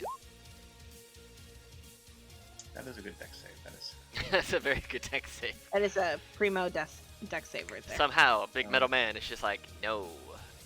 So he'll take half that damage, and you get your... Is it regular longbow damage on top of that, or is it just the... Yeah. Okay, cool. So you can... well, you got to roll to hit him first to see if that even hits. All right, cool. Well, he's already made the save if you hit him, and I was assuming you were going to hit him. So, One of the two hits. a 32 and a 29 both hit. So, let me do this math here. So 16 plus 17 plus 5 plus 8. What's the second set for? That's for everybody else, right? I think that's how lightning arrow works. Second set what? Because I yes, just made 2 attacks. well, 48. yeah, I'm just trying to remember which. The 2d8 is for whether you hit or miss. Each creature within 10 feet of the target must make a dex save. So your teammates around have to make the dex save, or Dex save or also, they yeah. take the second set. So he takes half of the first one because he made that save. So it already rolled the damage on there for you. I rolled it with a 16. So he took. Okay, good. Cool. So all of you guys, Nico, Volin, and your own dragon, have to make those saves. So can I get dex saves from Nico, Volin, and Bianca, please? Yes. You on the dex. And you get advantage because it's danger sense because you see it coming. See if it'll let me. Oh. You pass it. It's 13. So you take 6 damage, and then you also take 6 damage. Volin. So you both take 6 lightning damage as it kind of cracks and explodes around you and just. All right. Is that your turn? Yes. Action, 2 actions. Yes, that's it. All right. The Death Knight is not pleased with the way life is going right now. So, all right. He looking in a real bad way. He's gonna drop his shield, grab his longsword with both hands, and stab it into the ground. And you see that as he stabs it into the ground, it's almost like he hits jello when you slap jello in a bowl and it kind of makes that wave, almost like a rock hitting a pond. And you see all the ground around him for 30 feet around him. So I will put it so you guys can see it. All of that space around him, including you, Leaf, it gets you. You see the ground start to starts to wave, and I need everybody to make for me, everybody in that, to make for me a DC 18 dexterity saving throw. Is this a spell? It is a spell. I have advantage on this saving throw because of it. Excellent. It does apply, yes, because you feel the ground start to shake out from beneath you. Okay. Holy. All right. So it's DC 18. So the 2 of you pass, and Leaf fails. I also need Bianca to make that dexterity save because she is within 30 feet as well. Oh yeah. Okay. What are stats are? There's a D12. Okay. All right. So she's also gonna fail. So those of you who failed will take. It makes me roll them both together. So you'll take 5d6 thunder as well as 5d6 necrotic and be knocked prone. Those who pass it are not knocked prone and only take half this total damage. So 1, 2. Oh, give me the other one. There we go. So 24 plus 18. The first is thunder. The second is necrotic. 24 plus 18. So 42 damage to Leaf and you're knocked prone. Bianca, 42 damage and knocked prone. I think The she's other gone. Yeah, okay. No, she has 60 HP. She's good. Okay. Yeah, Really? Oh, she's thank God. she's Wow. strong. The Yeah, other cool. two of you take 21 HP, and Do I then reduce the necrotic again because I'm resistant? yes. So you would take from that 12 plus, we'll say 5, so 17. Okay. Yep. And then Leaf, roll me a con save to see if you can maintain your beacon of hope So against. it is a 21, It's a and DC 21. I have advantage on my Constitution saving throws because I am a warcaster and I Yes, have you do. proficiency in it. So here's hoping. There you go. You I rolled twice. It's an 18, so I drop it. Wait. you have your D4, which you just make it. Yes! Hanging on by the skin of my teeth. Oh my god. Well, that was its action, and it's going to, since all it did was drop the shield, it's going to use its object interaction to lift its shield back up and have everything going. But that is its turn, as it turns to look at Nico and Volin, who are still standing and being pains. Leaf, that did not feel good. That did not feel good. Leaf is like staring up at the ceiling for a second, just her head spinning a little bit. And she will slowly sit up, and because Nico is still cowering, I think, if I remember correctly, Leaf will get to her feet, and she will hold her shield in front of her, and say a little prayer inside of the shield, and I will cast a level 3 guiding bolt at advantage at him. For a what the fuck? 19 to 22 to hit. Bam. That, yes, that hits for 21 radiant. Okay, cool. 21 points of radiant damage. I was like, where's the damage? I know it's up there, I saw it. Cool, alright. You smash him right in the chest, and it just, the radiant energy kind of bounces around him and is highlighting him temporarily with a golden hue. And then the spiritual dove is gonna dive bomb to make an attack. At advantage. Or at advantage, thank you. Dang it. Fortunately, it goes to smack into it, but the Death Knight just inherently just lifts up the shield and it just bongs off the shield, not really affecting either one of them. Nice. That is the end of my turn. All right, Nico, you are cowering in front of this giant man. Okay, I'm going to pop up now. Excellent. And I'm just going to attack with my rapier. Okay. He is going to use his reaction to Get a parry. parry. Rude. You still have He your parries D4 if one you of want my to try attacks? and avoid the parry. So Oh yeah, I can use D4. Sure. his AC is currently 27 for this one attack, and you break Yes! through. He goes to parry. You seeing this before? You just kind of like, almost like a swashbuckler, just kind of moving it and going underneath because you're so small and he's so big. All right. And then does the oh, I forgot to add the extra. Sorry. Well, it's automatically adding the extra D8 radiant in there for you. Or are you talking about the? Fury though, I think. So first creature I hit on each of my turns takes 1d6 plus 5. Oh yeah, there you go. I don't think forgot that's. to add that on again. Gotcha. Yeah. I think I can just do So that. 1d6, adds and another then you add what? 5 to that. 5. That's So 10 more 5 damage. plus 5. 10 more. Okay. So plus 10 total. Okay, and then I get my second attack still, right? Correct. I will do that. And is it with advantage if the guiding bolt is active? It is not because the spiritual weapon used the guiding bolt advantage and failed I see. with a 1. Okay. Yeah. That's okay. Oh, before I do my second attack, I'm gonna use one of my charges to get my radiant damage. Okay. turned into I think that's what all 3 of them you've used at this point, because you used 2 on crits, I think, or if you only used 2. What's that? Have you used 2 so far, or 3? Because you only have 3 of those. I only used 1, I thought. Oh, so this To is your heal second one? myself. Okay, cool. So this is your second one. So you get 2 radiant damage in heals. Okay, perfect. Little bit of that. Okay, and then I'll do my attack. Sorry. Oh, you're fine. That misses, And the unfortunately. no. It's my turn. All right, Volan. Hi, hello. I'm going to shift. Is this advantage? Correct. I will shift there.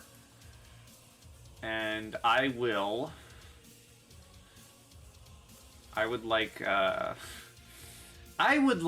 to not attack him, but use my Ring of Truth Telling to do an insight to see if he's lying to me.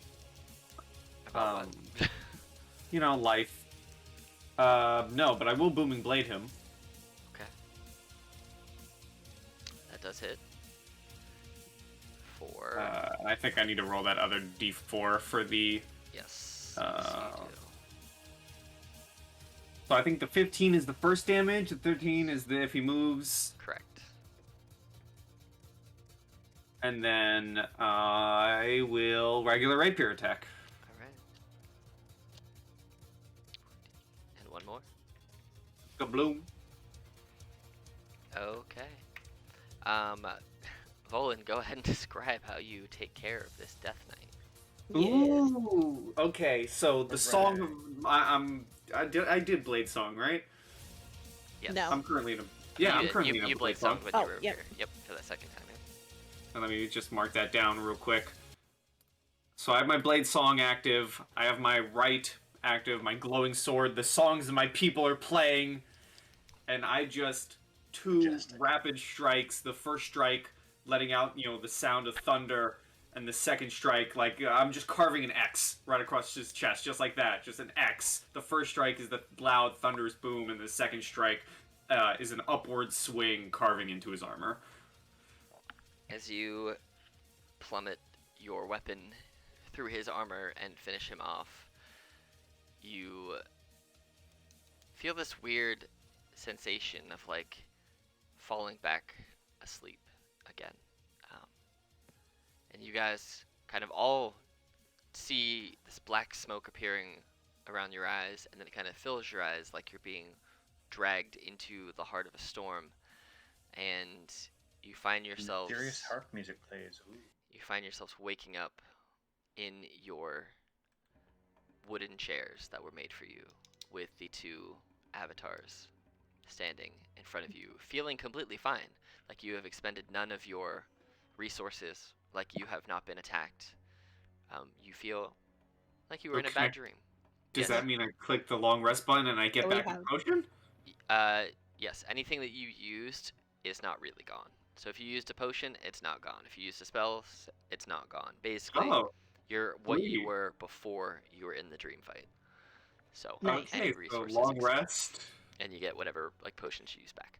And Cool. as you guys wake up, the avatar Smoke kind of looks at you, goes, "Well, it seems that you are capable. You did almost die there, Volan, but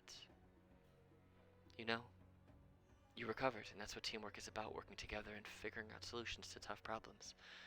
She looks over at the other avatar, who nods in agreement, says, "Well, I think you're ready to hear the full extent of the problem, the job that we need you for, and what we're hoping that we can accomplish with your help."